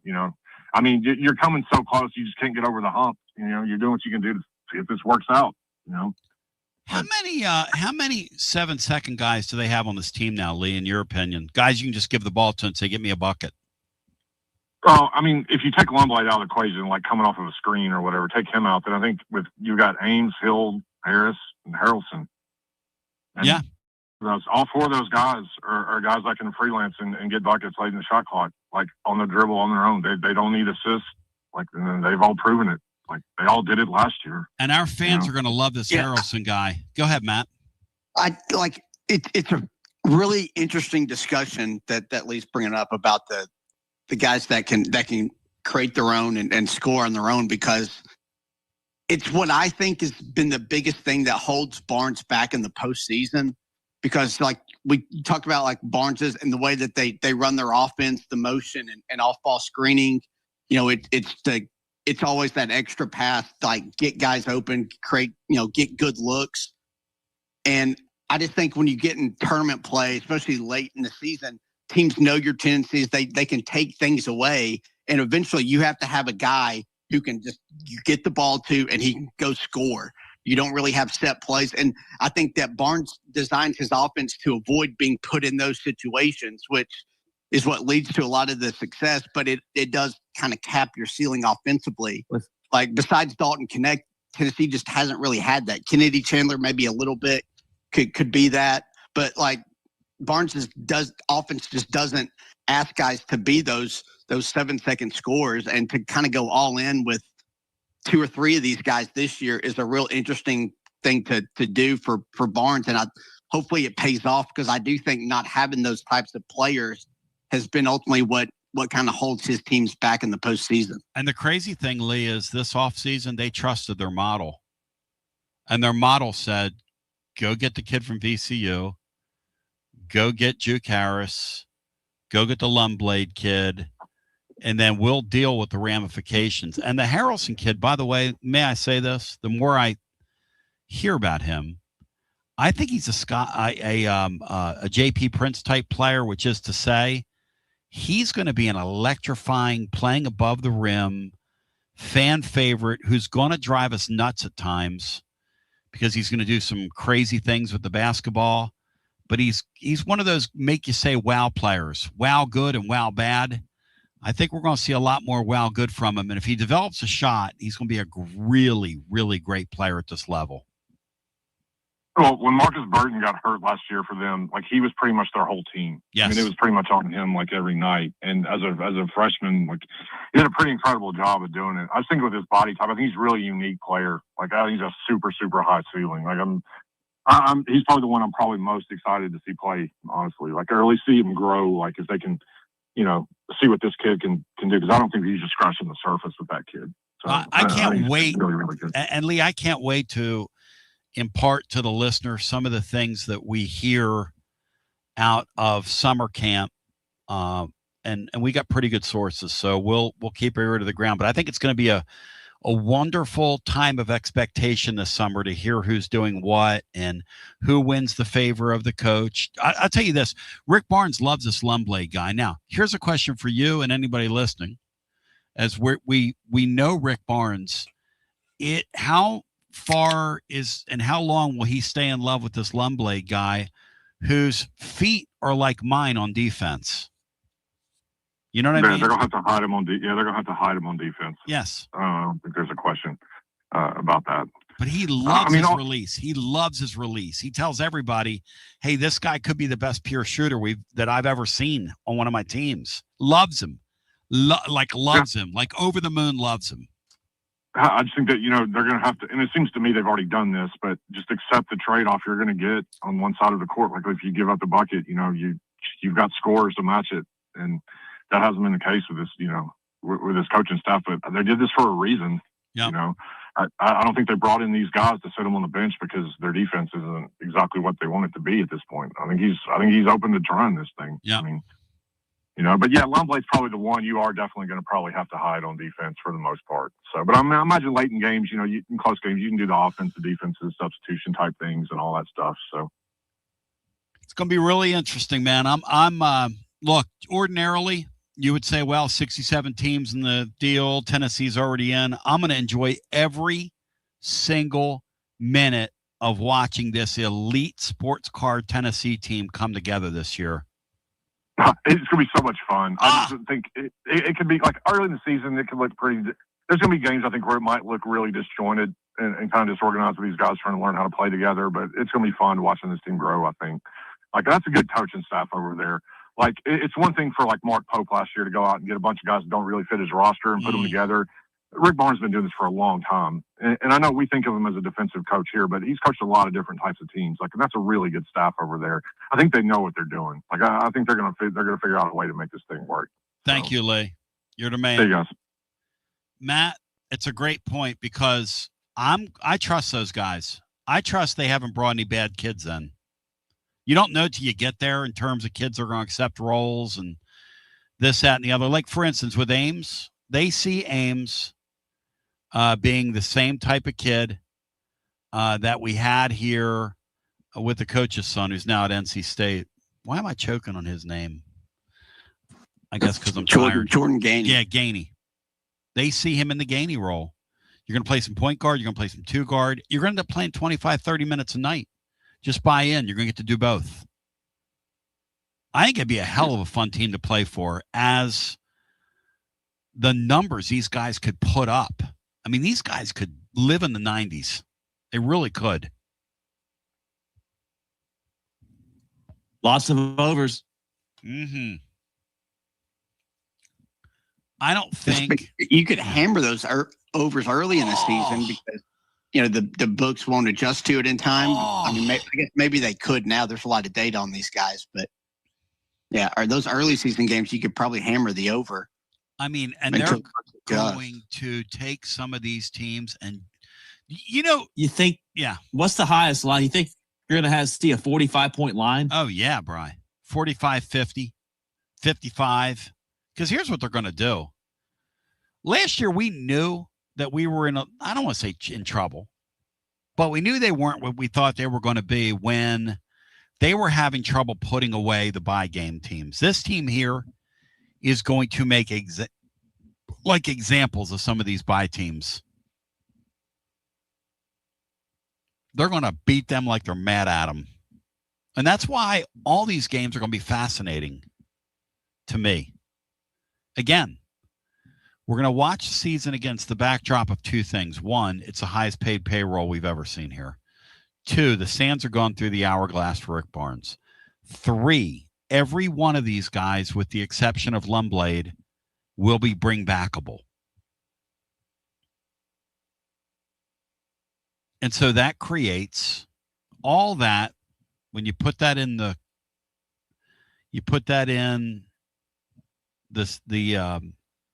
crawfish boil that Rob Troxler's having over at the TMG Fest at the Hardin Valley Event Center on May 23rd. Tickets available.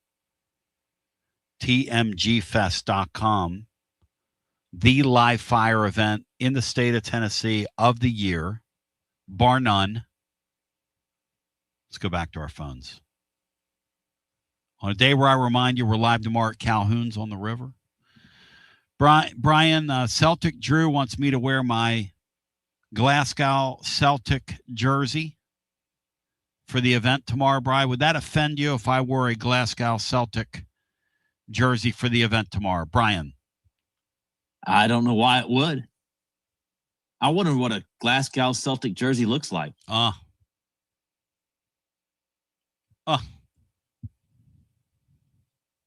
Hey, Drew, did the Celtics take their uniform from the Glasgow Celtic? Is that who inspired them? Because it's the same green. He's telling me Glasgow Celtic. Glasgow Celtic. Hey, Drew, did the Glasgow Celtic, did they take their, did the Boston Celtic adapt their uniform from the Glasgow Celtic? Honest question. Because it is the same color. And it's a shamrock and the whole thing.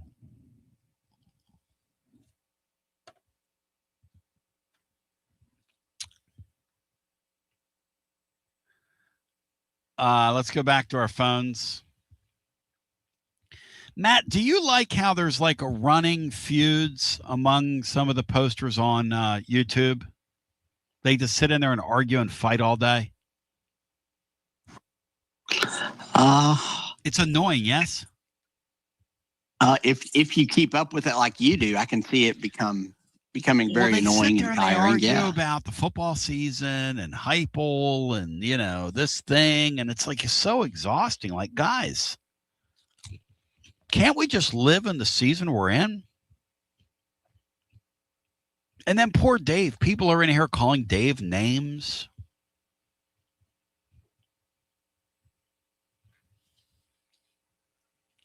Well, that seems a little over the line. David Wong. Who would do that? Let it breathe, Brian. David always Wong. Hello and welcome in. You're on the air. How are my French compatriots doing today? W. Lynn, great to talk to you. First on the softball update. This Ole Miss team did the exact same thing last year. They had to win 3 games or 4 in the SEC tournament. They were one of the last teams in. They upset somebody in a regional and a super and made the College World Series. Now, I think they probably went 0-2, but the record of the Ole Miss team, which is right around 500 in softball, is just what they did last year, and they made the College World Series. It's inexplainable. And Brian pointed out that the hitting's down, but we always also in these games we lose, we make at least 2 horrible defensive errors. Horrible. That just cost us the game. And, from really good players too, experienced players. Yeah, and so this team's like our baseball team, W. Lynn. They're just sort of just not good, basically, right now. Well, we're good. I mean, but Brian's right. We're on the cut line for the top 8. Now, what we have to have happen is some teams above us lose, but number 2 team in Nebraska, number 2 team in the country is Nebraska, who we run ruled earlier in the year. Florida State's up there. We run rule them, and I think UCLA. And Nebraska still has that pitcher that did the stare down with Carlin Pickens in our super regional last year. That girl that hits and pitches. I can't think of her name. I'm talking about Brian from Nebraska. What now? Did that pitcher come there to Nebraska from Oklahoma? Yes, Brian. Yes, she did. Yeah. But they're number 2 in the nation now. And so it is a mystery that what's happened here. But I think Karen Weekly's been to 6 Final Fours and 2 championship games. I mean, what if Rick Barnes had done that? Are we just going to call him Final Four Rick? What's enough, I guess is what I'm asking. People are all over her, like in the softball community that I talk to locally. Yeah. And them too. They like, she chokes in Oklahoma City. I'm like, she lives in Oklahoma City. What do you mean she chokes in Oklahoma City? And that sport is ultra competitive with the way these kids are jumping off each other's rosters, the way there's a lot of money in it, apparently. Didn't Texas Tech spend north of $1 million on one player, guys, or am I imagining that? A pitcher, from Stanford. And did they win it? Did they win it last year? No, they came in second, I believe, didn't they, Brian? So did they choke? No, they lost to Texas in the championship series. They lost to Texas. And then what do we make of Patty Gaspipe at Oklahoma, Bri? Who gives you the gas pipe? They don't look invincible like they've been.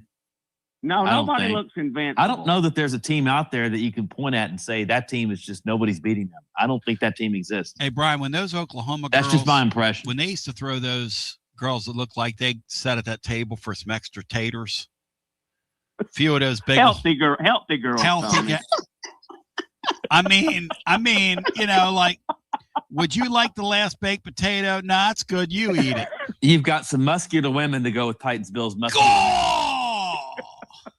Bill needs to give us his. I mean, they had a couple gals, Matt, that looked like literally if I got in a wrestling match with them with my no acetol, I'd get pinned in about 30 seconds, okay? Yeah. No offense to me.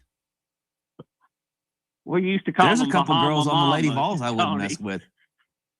How about Brian not leaving it alone, Matt? You hear him? A couple girls on the Lady Vols he wouldn't live with.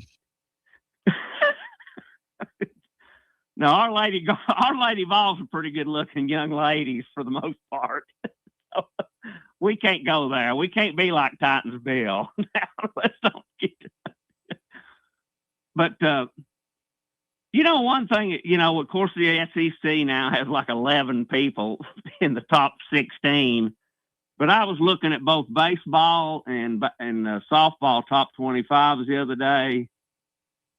The Big Ten has 0 teams in either poll from the original Big Ten. That's right. Their ranked teams are like Nebraska, Washington, Oregon, UCLA. We at least have 6 teams from our original 10 SEC teams ranked.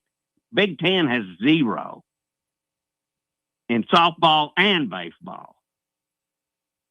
Yeah, they used to be a typical one-bid league before the expansion. By the way, shout out to that former Michigan softball coach. Yeah. The lady with the red hair. She looked like a rough customer. I had a buddy, whenever she appeared on television, we would call each other. And that was our rule, Matt, because she was so next level looking. She looked like, Matt, she was one step away from having a pack of Marlboros up in one of those short shirts, one of those smoking shirts that used to exist back in the day where you put the pack up there and roll it up like a muscle shirt almost. Yeah, W. Lynn knows what I'm talking about.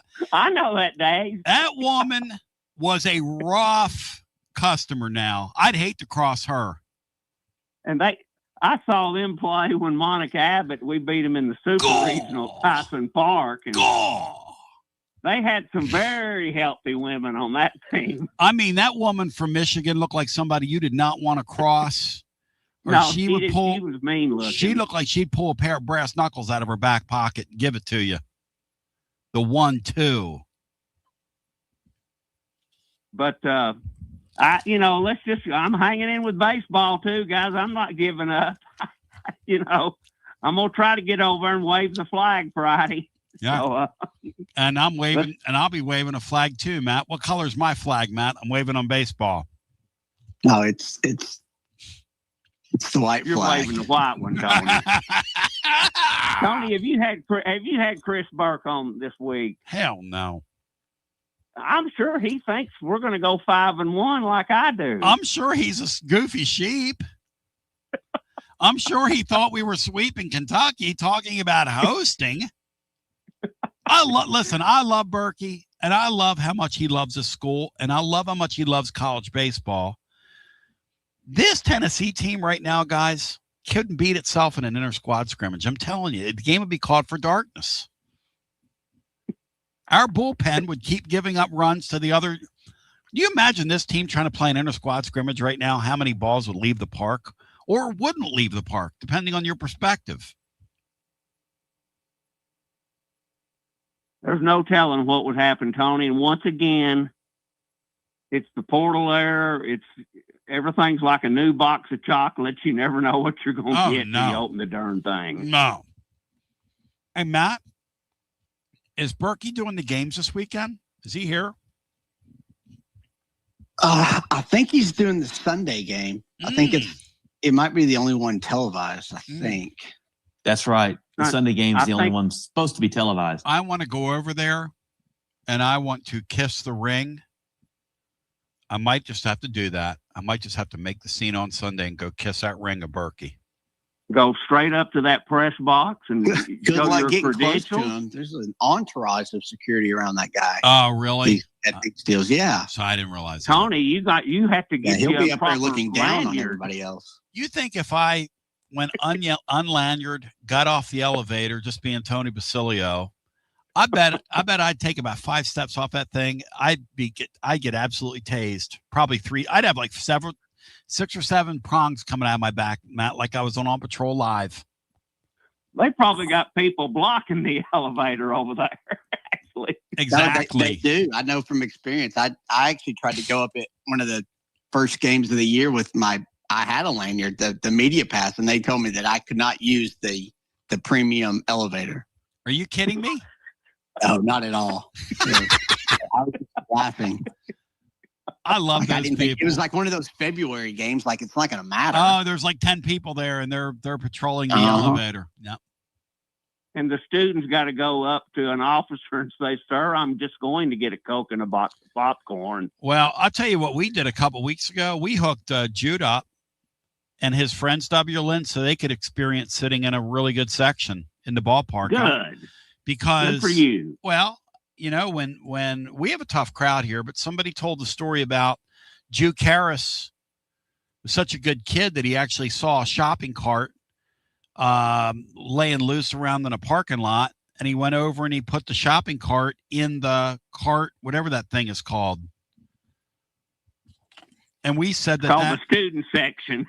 And we call it the Danny White student sections where the shopping carts go. That's how tough a crowd we are. We used Juke Harris's good deed into a cudgel by which we cracked on poor Danny White.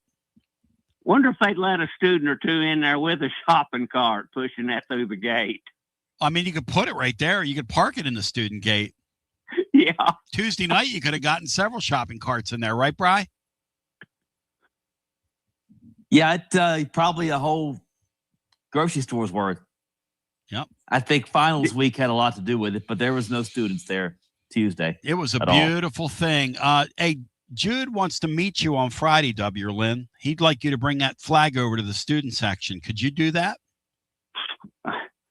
That's a physically exhausting trip, but I might try to do it. He also said that if he himself could get through the checkpoint, he would like to come over to the porch and kiss your ring. And he's serious.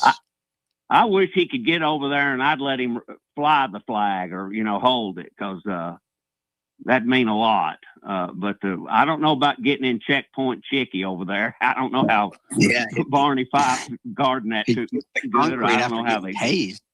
He probably going to get tased. Hey, Juke, I'd wear thick clothing if you plan on doing that, brah. Because they're going to put the prong on you, brah. Hey, W. Lynn, thank you. That's the greatest thing is when I'm watching On Patrol Live, Matt, and somebody gets tased and they have those shock prongs or whatever those things are sticking out of them, Matt. It looks so painful. The whole concept of getting tased. Have you guys ever? Yeah, it would not be fun. Have you guys ever been tased? Brian, you or Matt? No. Good God, don't. Well, I just thought I'd ask. No. Brian's probably the last person in the world I would think would get tased.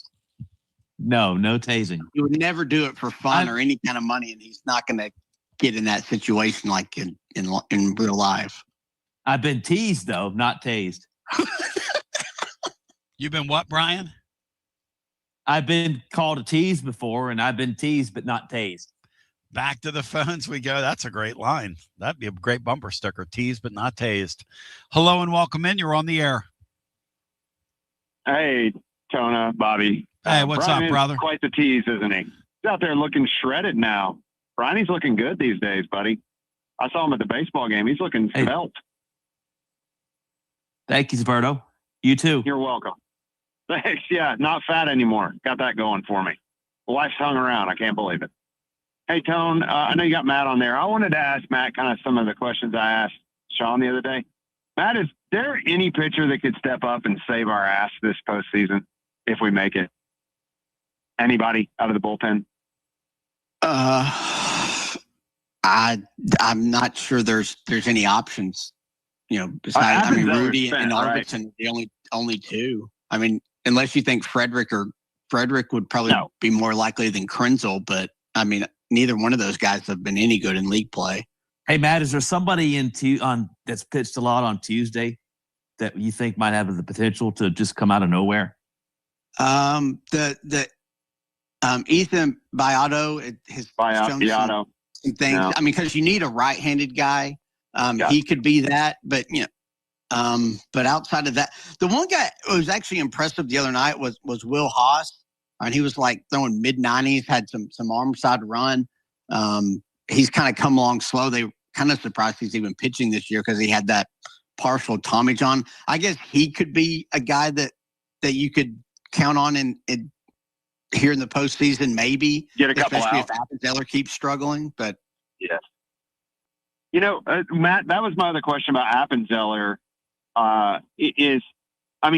When he has no life, like movement on his fastball, it's just 91 gut zone, right? And it's just a cookie.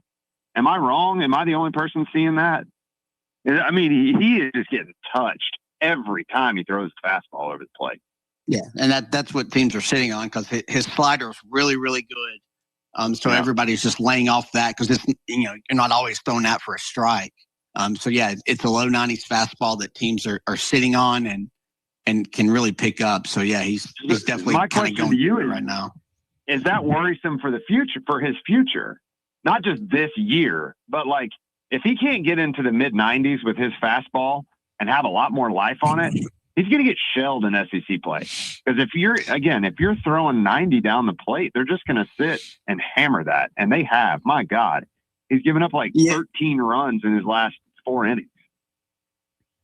Yeah, I think he'll develop into a mid 90s guy after another year or two. He's kind of lanky, can add some weight and some strength, and he's really not pitched a ton. Even going back to high school, he didn't throw a ton of innings. So I think there's some untapped upside there with him. But I think if it stays in the low 90s like it is now, yeah, he's kind of got a ceiling. But I think, and why he was kind of a projected first round pick, I think they can project that he'll get into that mid to upper 90s like Garrett Crochet kind of did a few years ago. This pitching coach is going to reach him. I'm sorry. Hey guys, this pitching coach is going to reach him. I believe it.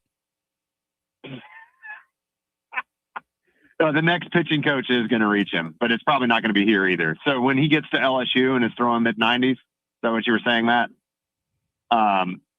I also wonder this, guys, and I'm just going to hold this up. Matt, is there, or any of you guys, it doesn't matter, is there any guys you've seen on other teams that you're like, man, he would really help this team next year? Because we've been known to do that, play a midweeker against a team that has no business being in here and seeing one or two. Like Dolander was that kid, right? Anybody come to mind, Matt? That's a great question. And thank you for the phone call. Matt, anybody? Like from the non-conference or midweek, not really. Last year we saw the kid from East Tennessee State. They got him. Yeah, he was really good. He won that game. Yeah, he was really good. Yeah, it's better in that game than he has at any point this year. So odd. Yeah, it's just how it goes. It's baseball. I don't know. I think they even saw Blaine Brown last year, which is kind of crazy in that tournament in Houston. So I'm not sure. Hey, by the way, Taylor made an interesting little aside in his report on Wednesday. Do you believe, Matt, that if Tennessee had to do it all over again, they would let all those pitchers go like they did? and jump into the portal, or would they have fought to keep a couple of them?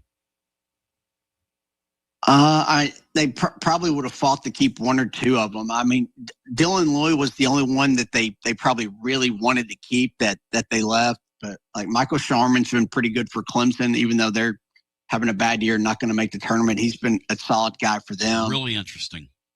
But yeah, I need to look. I need to look into that to compare last year's bullpen to this year's, because last year's was the worst they had in a number of years. Yeah, and this year it seems they've gotten even worse.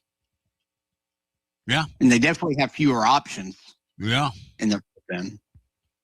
And last year's was understandable because, look, when you win a national championship, you're going to pay the price. This was supposed to be a bounce back year. And it felt earlier in the year like they had an embarrassment of riches in the bullpen. I remember saying to you, man, Krenzel looks totally dialed in. And then that Georgia game happened that we talked about earlier in the show. And really, he hasn't been the same. They haven't been the same. And Georgia hasn't been the same since that Sunday afternoon happened. And that was in that Sunday game, was it not? Middle innings for him? Yes, in the rain. Yeah. So odd. He's not recovered mentally from that at all. So odd. It just like cooked him. Yeah. Unfortunately, because his stuff was really good before that, like electrifying almost, right? Yeah. I mean, it's a 96, 97 mile an hour sinker, got a really, really good slider, which is a great pairing to have, but you can't find the plate now. I mean, just hits guys, walks guys.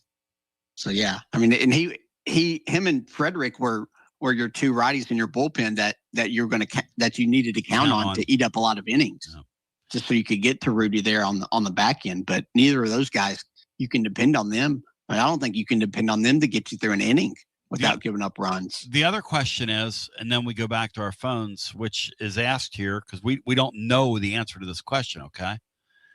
But the other question that Brent brings up is, how active are they going to be in the portal? Look, Tony was a madman in the portal.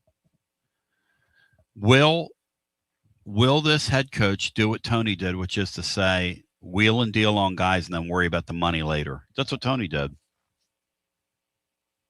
Or is he going to take the nut they've given him and that's all they're going to spend?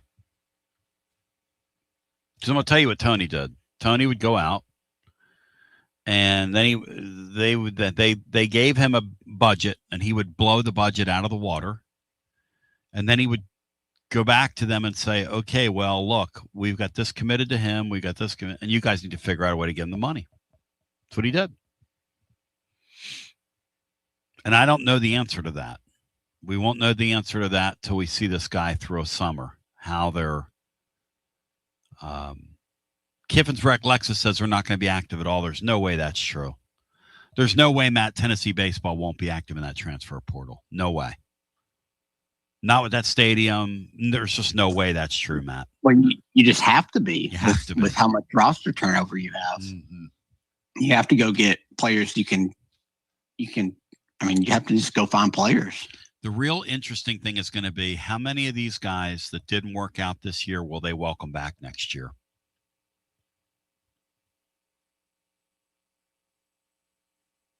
Because the names of some of these people that didn't work out, it's just a shocking thing. Now, I do think the one kid that's the West Coast kid that didn't make the trip earlier in the year for reasons that have been published online, I do think there's a chance he's gone. Probably a 100% chance. And then they're going to have tough decisions to make. Because for some of these guys, Matt, maybe they come back and they have great years next year, you know? Yeah, guys make jumps all the time. Sure they do. When they become upperclassmen, get more years in a strength and conditioning program, more years of the same coaching, and it kind of clicks. We've seen that a bunch for guys. Then they have, a couple of their starters are draft eligible, which it can kind of be laughable, but the MLB, they're a lot like the NBA. They draft more on tools instead of production and stuff. So But like Manny Marin's draft eligible. Mm-hmm. When you tell me Brown, I think Grimmer's draft eligible. When they're telling me that next draft Brown's like a mid first round draft pick right now, and I'm going, okay, based on what? But to Matt's point, total projection there. Total projection. Hello and welcome into the next call. I mean, he could be. That guy just needs a lot of at bats. He could explode. He could absolutely if he explode. Developed as a hitter, got a little bit more situationally aware, and didn't just kind of swing to hit one, over the scoreboard in right field every pitch. Yeah, I think he has that upside for sure. Here's Jesse from Channel 2 asking, what happened to Anson Siebert? That's a great question, Matt. Did he get hurt?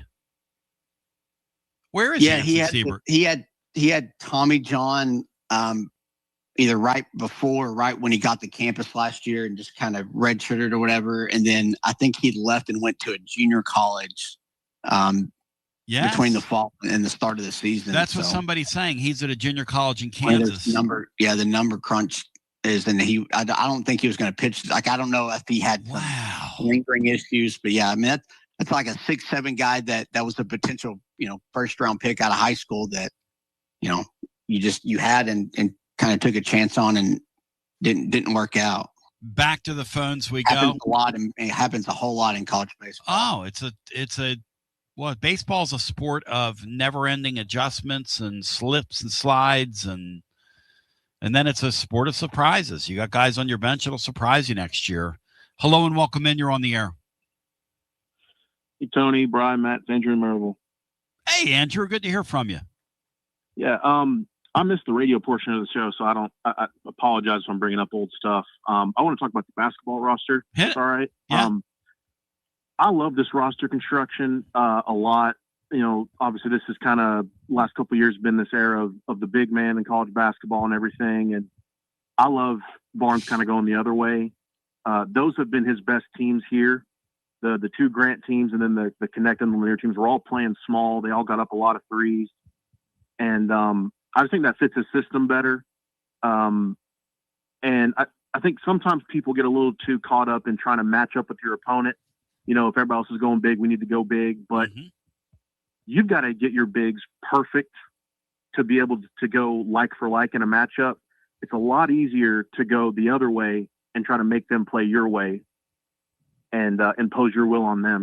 Bama and UConn didn't have the bigs to compete with Michigan at all, but they actually hung around for quite a while in those games, getting up a lot of threes, dragging Michigan out of the paint, and they hung around a lot longer than we did. And so I like the way we're going with a lot of shooters and being perimeter oriented. That said, and I was talking to somebody last night about this, the one thing that really hurt them in the Grant and Admiral year was that at point guard, they were not good on defense at all. They've got to be tip of the spear wise, somewhat representable on defense. They need somebody out of that point guard position. This year's team really improved on defense when Gillespie became a formidable defender, because what it did is it forced teams then to pick on who they picked on, who's the kid at Maryland now, and they started picking on him at the end of the year. But you're right from the perspective of, look, I'm a let me have a little sizzle with my steak guy. I'm looking forward to this upcoming season for that reason. I don't know if you read the 1,200 word or so breakdown that we did on the bats, probably more than that, that we did on the blog today on the basketball team, but we kind of project how the pieces are going to fit together, who's going to play where. But there's a point where you can take that entire thing that we did and add one player and shift it all down by one. In other words, there are so many potential lineup combinations for these guys to do with this roster and still make it work. Yeah. So many. It's going to be so fun to watch, man. I think the one that I'm most excited for, I think that's actually going to fit us the most, is playing Harelson at the 4 and then take any three of those perimeter guys between, Harris, Hill, Ames, and Lundblade, and kind of just have Harelson initiate. Because, the problem with us this year is you had your two bigs who weren't shooting threats. You had Boswell, who wasn't a shooting threat. So whoever you had on the ball between Nate and Gillespie, there's only one shooter they had to respect. And so they could load up in the paint, load up on the guy on the ball. But you get Harelson on the ball who wants to get downhill, and you surround him with 3 shooters, he's either going to get to the bucket and he finishes really well through contact, or there's going to be somebody open, and he finds them. I think that's the one, because Harelson's just a walking mismatch. I think by the time we get to the end of the season, he's going to be the MVP, the guy that just kind of no one had an answer for, that ended up making the difference. Well, look, I just think that it's a miracle they got as far as they did last year. And I think you're right. I think we're going to zig while everybody else is zagging. And, man, this is kind of fun to consider. This is going to be really fun to watch. If they can figure out a way to somehow get into the top 30 defensively, they could cut the nets down with this team. That's my belief. Yeah, that's the one thing I was a little upset that I figured after you got some perimeter shooting that getting an Okpar replacement was the next biggest thing. I think that Okpar and Adu have been so undervalued the last handful of years. Ruben could be that. He can. I just don't think he's nearly as athletic, and I think we're going to end up missing Okpar's athleticism. But I'm never going to doubt Rick Barnes' defense. I'll believe it when I see it that we're not good. But we weren't any good in the Grant and Admiral days, and that's why we got absolutely screwed, tattooed, and barbecued. And we got screwed by the officials that night. But that Klein guy, he's still wide open. So and that team was a little, kind of feuding with Barnes. I think you talked about that over the years. They were feuding. I don't think Barnes is going to take guys like that he's going to be butting heads with. So I'm hoping just the overall team chemistry. Plus, the other thing is all these guys aren't great defenders, but they also were carrying massive offensive loads at their previous stops. So now that that's going to be shared a little bit, they should have some extra intensity on the defensive end. And they also really weren't asked to really defend. I go back to something Gillespie told me when we did that event back in the winter at the tip-off club. Gillespie said, I thought I was a very good defender before I got here. And then I realized that what these guys are talking about and what I learned along the way are two different things. He said, I'm just now getting to the point. And then he took off. And I like to think that I had something to do with that, but maybe not, Andrew. Maybe not. No, I mean, the other thing is all these guys are athletic. It's not like you've got some guys that aren't going to have an athletic upside. And I don't think any of these guys are going to get blown by. So, and I like to also, we're pretty big. I mean, we don't have a guard under 6'2". I mean, that's something we've not had in a while. We've always kind of been undersized there. So, plus, you're really deep, and we can go small, we can go big. I really like Braden Liu. That guy he plays mean. He plays mean, which I really like. Mm-hmm. I mean, he's Carey if he could get off the floor and had a longer wingspan and everything. I mean, I think he's going to fit really well. Guys, where did Carey end up? Missouri? Is that right? Missouri. Yeah. Doesn't make any sense. That's the worst fit I've ever seen. Yeah, it doesn't make any sense. Play. Hey, you know what that'd be like? That'd be like me over on the Sports Animal. You're the man, Andrew. I don't know that Carey's really made sense wherever he's been. Jesse from Channel 2 is asking, is Tony talking about Grinlinger when he says a West Coast kid is probably gone? No, it's not who I'm talking about. Matt, who am I mentioning? Who am I talking about? Help me out, Matt. The kid that missed a trip. Oh, Chris Nystrom? Nystrom, yeah. You could tell me he won't be here and I won't be surprised. How about you, Matt? That's not going to surprise me. No, I'd be surprised if he's back. I just think he kind of, got in the doghouse, and I think he actually played in the field in the ninth inning the other night. But yeah, I'd be surprised if he's back. And a few of these guys, they might need a reset somewhere. Sure. Nothing wrong with that. Have struggled, it hadn't worked out. I mean, maybe they need to maybe go down a little bit. What kind of year did Bargo end up having? I know he had a really hot beginning and people were talking about him. I haven't checked in on Bargo in a while. Have you guys looked at his numbers? I haven't, but I can look at him real quick. Yeah, I'd be real curious. And while you do that, I'll remind you that Nick Jackson reminds us something we talked about yesterday, but people bump in and out. So, and Nick's a very loyal guy here. The football program, collectively, they put out that they've gained almost 900 pounds in lean muscle and lost 200 pounds in fat since Owings got here. Listen, to do that in 14 weeks collectively is amazing. Obviously, we're going to watch what happens with GMAC. This guy's a real deal Holyfield. There's no doubt about that. And it's amazing what athletes will do when you hold them accountable and you really hold them accountable. And I think this Owings guy, before it's over, is going to butt heads with some people internally who are not as much of a stickler as he is for that sort of thing. And I think they needed that. I think Josh Heupel needed a heavy, and he hired a heavy. He hired an absolute heavy. What we got on Bargo, Matt? Yeah, got off to that really good start, but has really struggled here. Like, he's only hitting 222, only has 6 home runs, hit 14 last year for Tennessee. Yeah, his OPS is down over 200 points. So yeah, he's kind of gone through a rough patch there. Taylor said he hurt his quad. Is that? Yeah, Taylor said he hurt his quad. So, how's NC State season going? It's so hard to follow all these teams. You don't hear about them, Bryce. So, Clemson's off the radar. North Carolina's been pretty good. Kind of middle of the pack in the ACC. Yeah. Which, I mean, like, I think they'll probably get in the tournament. And Virginia lost their coach. Do they project for the tournament, guys? Virginia.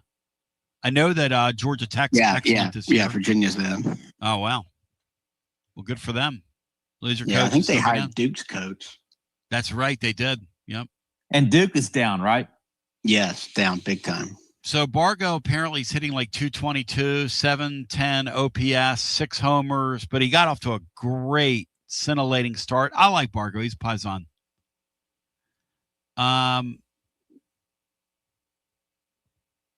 Yeah, I think the Owings guy is not going to play around.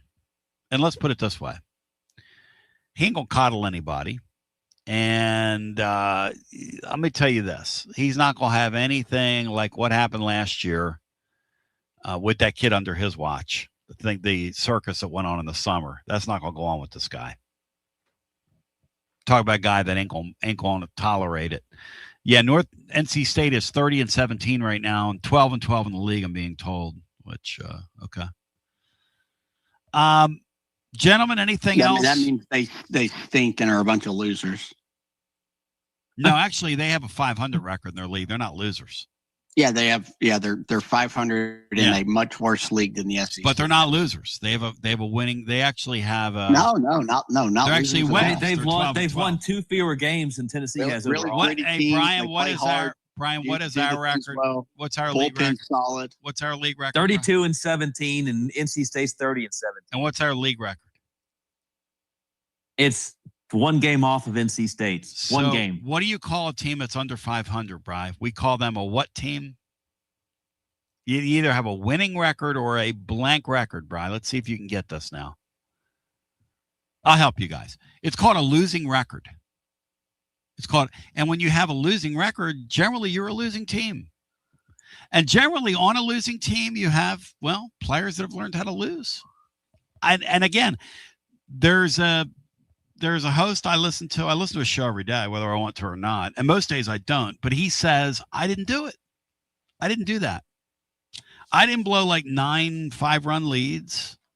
I didn't almost blow a 6-run lead Sunday, which is to a team that literally can't play, whose season ended like 7 weeks ago. And you guys would have come after me. I mean, it is what it is. Negadave's saying the word. I don't want to say it, Negadave. I don't want to say the word you're writing right now because it just wouldn't be cool. But losing teams generally are full of, have players that know how to lose, and we call lose. Anyway, love you guys. Thanks. Hey, Matt, thanks, man. Thank you, Bri. Matt hung up on me. I've been told by Pruitt's Neck Gator I need to apologize. For what? Need to apologize for what? Hey, if the team was 16-14 right now or tracking that way, we call them a winning team, right? At the end of the year. A losing team is a losing team. And what do we call losing? I mean, I'm sorry. I'm sorry. Okay. I mean, I don't know. Hey, look, W. Lynn's bringing his flag tomorrow. I'm going to be at the game with my flag.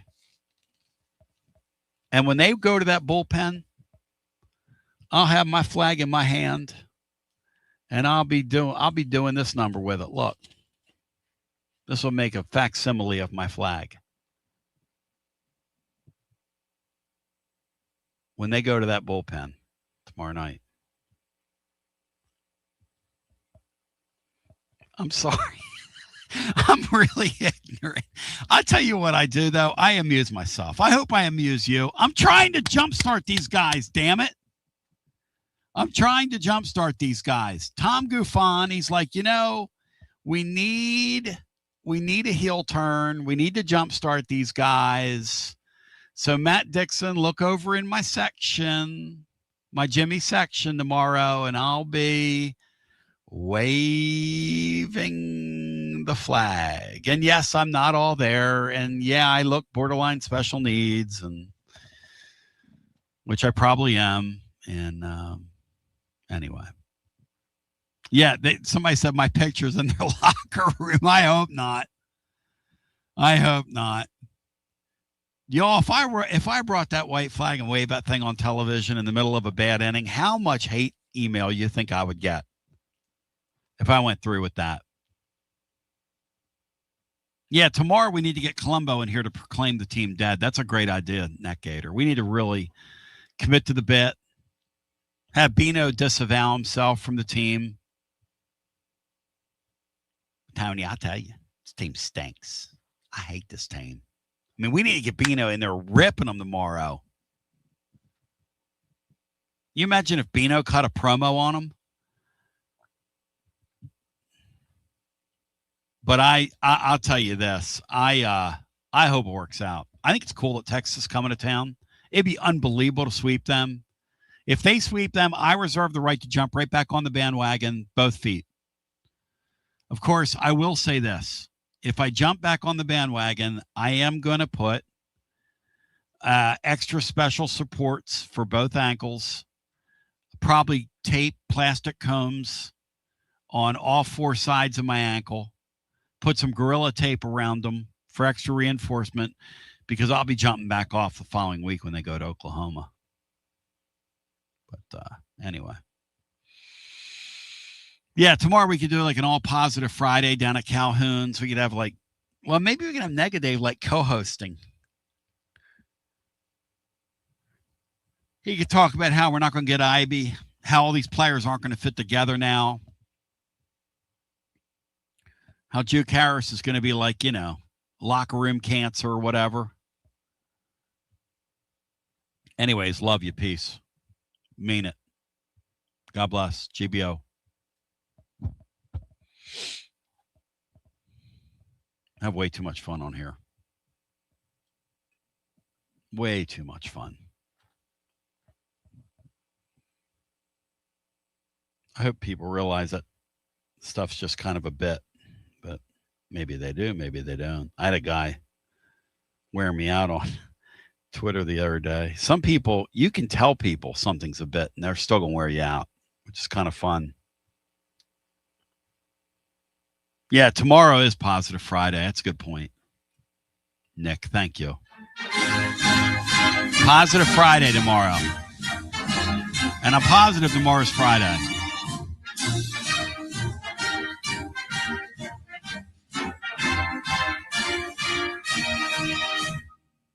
Another award-winning, thought-provoking, action-packed edition of the Tony Basilio Show is coming up next. Tips are always appreciated here at TonyBasilio.com, home of the Tony Basilio Show.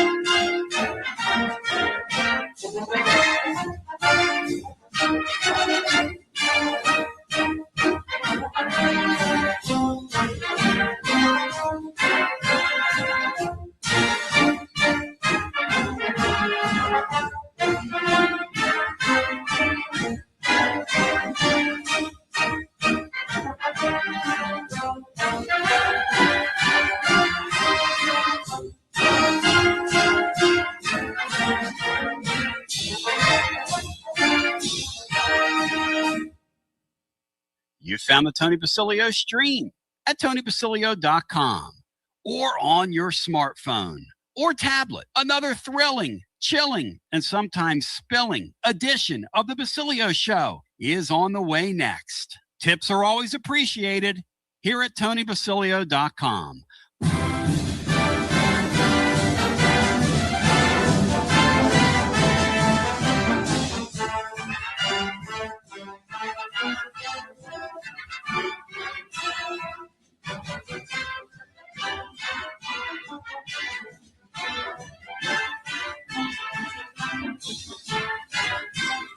You're listening to FM 105.7 and AM 1340, WKGN Knoxville, and W289CU Knoxville, Fan Run Radio. And we pretty pumped to be with you on a Thursday.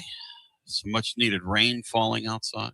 I'm not going to complain because we've really needed it, and it's nice.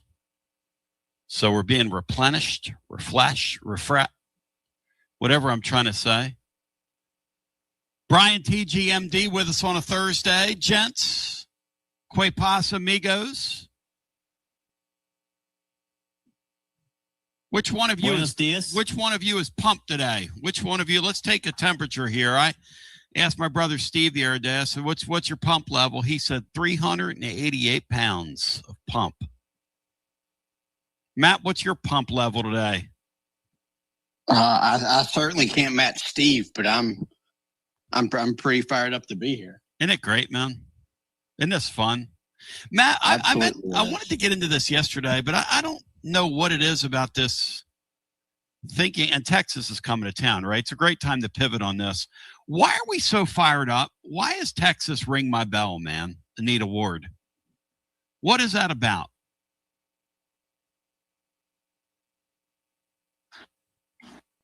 Well, I just think it's one of the premier kind of college sports brands, just really across all sports. Really, they're competitive and they kind of come with that arrogance that I think is a little off-putting to just about everyone outside of Austin. So it's kind of fun. You kind of circle them, and it's the first time that they're doing this. So it's neat.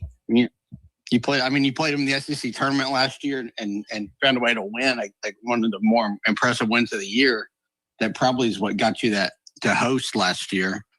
And then so it's a lot of fun still kind of doing that for the first time, playing them. It's a lot of fun. It's why you love. It's why we watch sports for stuff like this. Yeah, that's right. I think